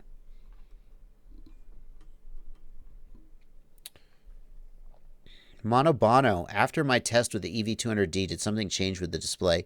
Monobono, I'm not sure what you mean by that. The EV200Ds I did have a little bit of issue with the display. Other people have reported that they didn't actually bought another set of EV200Ds and they didn't have a problem with the display, but that speaks to the quality control issues. I am neglecting, I apologize, I'm neglecting, let me just make sure I'm not leaving out, because we're coming to the end of the stream. Let's make sure I'm not neglecting the super chat or the Discord. Sidefka wants to know, what router do I have? Upload lag or jitter. The router is a Ubiquiti Edge router, so it's pretty high quality, and I don't think that should be the issue. Born to Wrench, I think I talked about the Foxeer Mini and the CL1. Seems like the OSD is dead, says Kazed. Video works if connected directly to the VTX, so it might be an issue with the flight controller, possible. Definitely just check your wiring going to the flight controller and stuff. Kazed, if the OSD chip had died, you should still see video. That's the thing. You would have no OSD, but you should still see video. Refurbs. Amish 14 points out that my FPV know-it-all site doesn't have any information on recommended GoPro. Today, the GoPro that I recommend it's the 7. I mean, that's the one you can buy. If you can find a Session 5, it's still decent. The 7 does have way better looking image quality than the Session. I am constantly impressed when I look at the footage from some of the other Rotor Riot guys who are using the 7, just how much better, even if they're just still shooting in 1080, just the color and the contrast and the dynamic range and the light handling and all that stuff is way better. And yes, I have set my Session 5 up as good as it can really be. If you need to save money, there aren't a lot of ways to save money. You can get a refurbished Session 5 and you can still find them for about $200, maybe a little more. What I recommend if you're in the US is bite the bullet, spend $400 on a Hero 7 and then get the Best Buy warranty, and then you get new ones for $50 forever. But you got to be able to come up with $400 for the first one and then the warranty. So, okay. We're coming. Yeah, session 5 is still around. Although when I look at how good the Hero 7 looks compared to the 5, I still have one session 5 in box and two session 5s in rotation. And when I look at how good the 7 looks, I kind of am like, maybe I don't love the 5 so much. Okay. GepRC Signet CX3 asks, Mr. Timsel asks about the GepRC Signet CX3. I don't know what, let's take a look at what that is. Signet 3, $200 for the GepRC. It must be a ready to fly or something, right?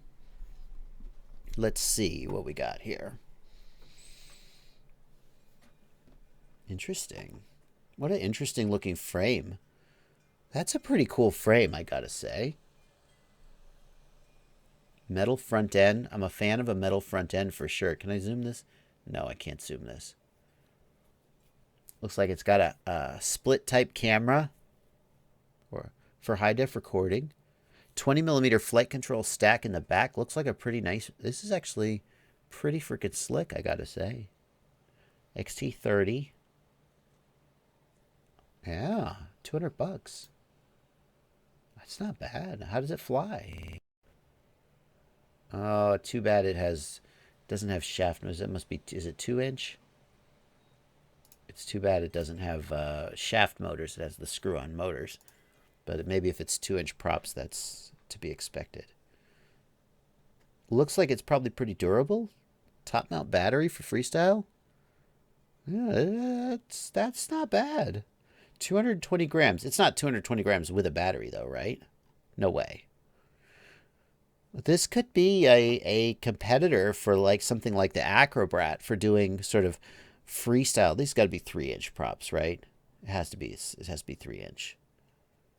This seems like it's tackling the same, yeah, 3-inch. Okay, it seems like it's tackling the same market as the Acrobrat in the, like when you think about building a 3-inch quad, you could build kind of a lighter racing style quad like the Baby Hawk, or you could be building a little bit of a heavier quad that flies more like a 5-inch. And I know when Tommy was designing the Acrobrat, his goal was to create something that flew a little bit more like a 5-inch freestyle quad. So it was designed to be a little bit heavier. And it seems like this one is targeting kind of the same thing. A ready to fly or bind and fly for $200, $210 with a run cam split in it. That seems really tempting. Yeah, very nice. Chris White asks, what would be a good GoPro alternative? Chris, I would be looking at the Foxeer Box 2, which is coming out soon. It hasn't hit the market yet as far as I know, but the pre-release stuff looks really impressive. Looks very, very tempting. All right, guys. Yeah, Portal FPV points out the split kind of sucks for FPV. So a lot of Acrobrat users are actually using the split just for high def recording, and they are mounting a second camera on the Acrobrat to do traditional FPV. Foxeer Box 2, is it pricey? How much is the Foxeer Box 2? What are they coming out? What do they settle on? I hadn't actually seen them announce a price yet. What do you got? Foxeer Box 2 coming soon. Eris Hobby. Does anybody have a price listed for it? Foxeer.com. Oh my gosh, what is my computer? It's so good, so stupid. $129. I mean, this website, it's pre-release. No, it says add to cart for. This can't be right, can it? Eris Hobby has it listed for $129 and it says add to cart. I'm very suspicious that that's actually a pre-order and they're just not marking it as a pre-order. Oh, some sites will do that. Some Chinese sites mostly. They don't actually have it in stock. They'll just take your order and they don't actually mark it as pre-order. It's a little bit unfortunate.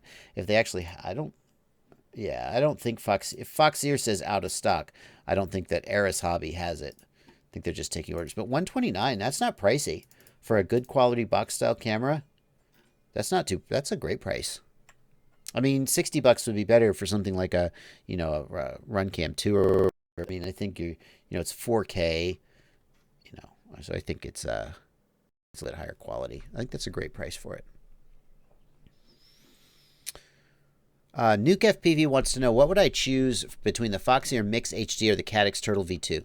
Nuke FPV, the Foxeer Mix is a new product in every single one of these RunCam Split, Caddx Turtle, these high definition recording products. Every single one has had a problem with Gen 1.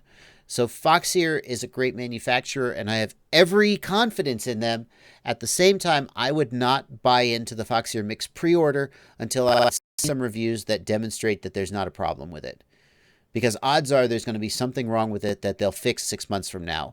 So I would pick the Caddx Turtle today. Foxeer, I love you. Please don't take it personally. Just historically, these products have been very difficult to manufacture reliably. And I would say spend your money on the Caddx Turtle, which is a known quantity. RunCam 5 has a price for $100, points out DNA FPV. The RunCam 2 was a very controversial product. You had to really like the image it put out. It was a very unusual looking image. Some people loved it, some people hated it. Travis Martinez, is that me on eBay selling a JB built quad? No, it is not. Hang on. Give me the product. I want to see this now, Travis. Let me see if I can find the listing you're talking about, Travis.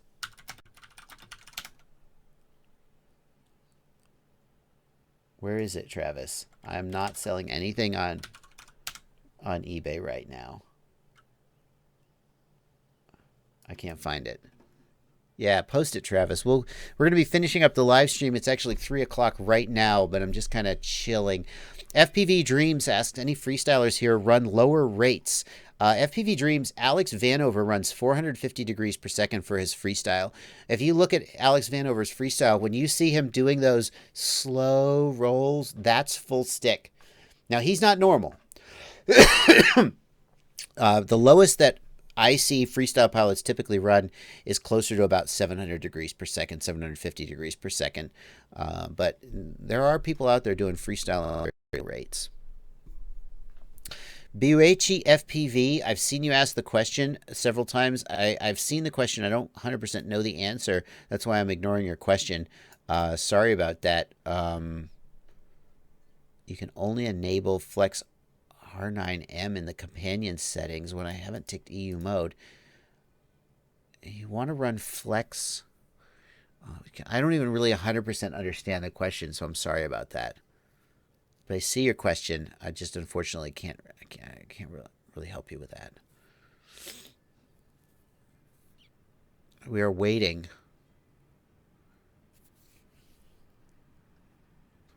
We are waiting for a link to Quad Fan. I'm currently at about 925. I've been knocking them down a little bit. Here's this eBay listing from Steve Maslish. Let's see what we got here. Is this me? Let's find out. This is not me. I don't have an eBay listing. Let's see. Somebody selling a quad with my name on it. Built by Joshua Bardwell. Hell no. No. No, I did not build that. That is a lie. Jay Derby. Jay, can I report this?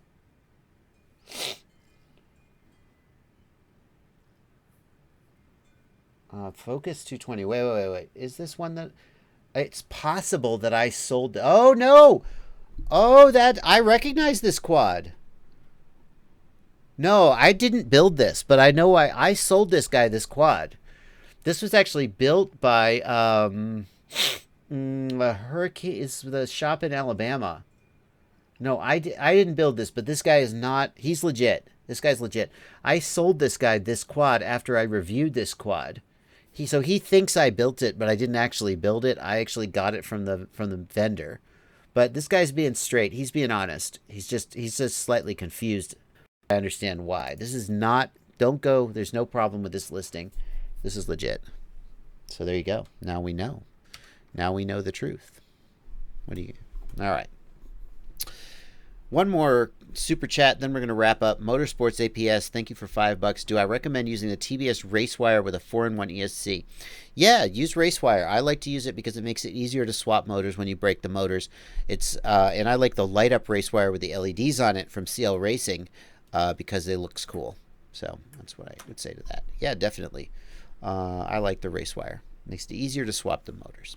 Okay, guys, we are going to wrap up the live stream. Thank you guys for coming out. I'm sorry about the glitching.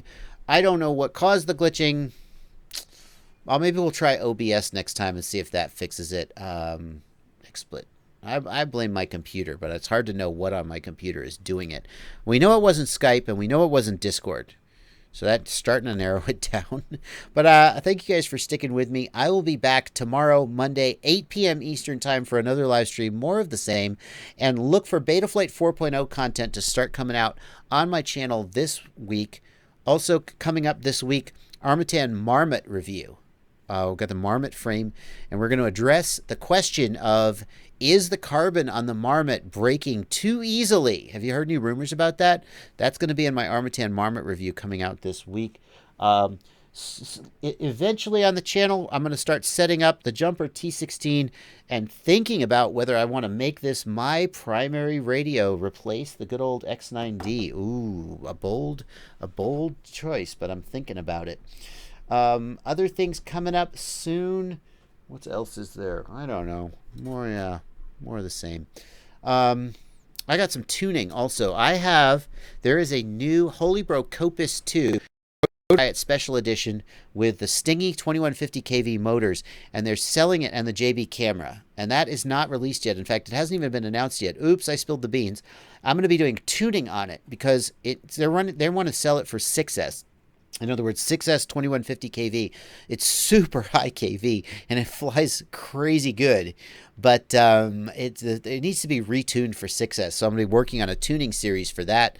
That's something that's going to be coming up on the channel probably this week, but maybe a little later in the week. Anyway, that's what's coming up. I'll see you guys tomorrow at 8 p.m. if you show up for the live stream. Bye-bye, Europe. Hello, America. We're going to sign off now. It's going to do it. Thank you so much for being here. Bye, everybody. Yeah, we're out.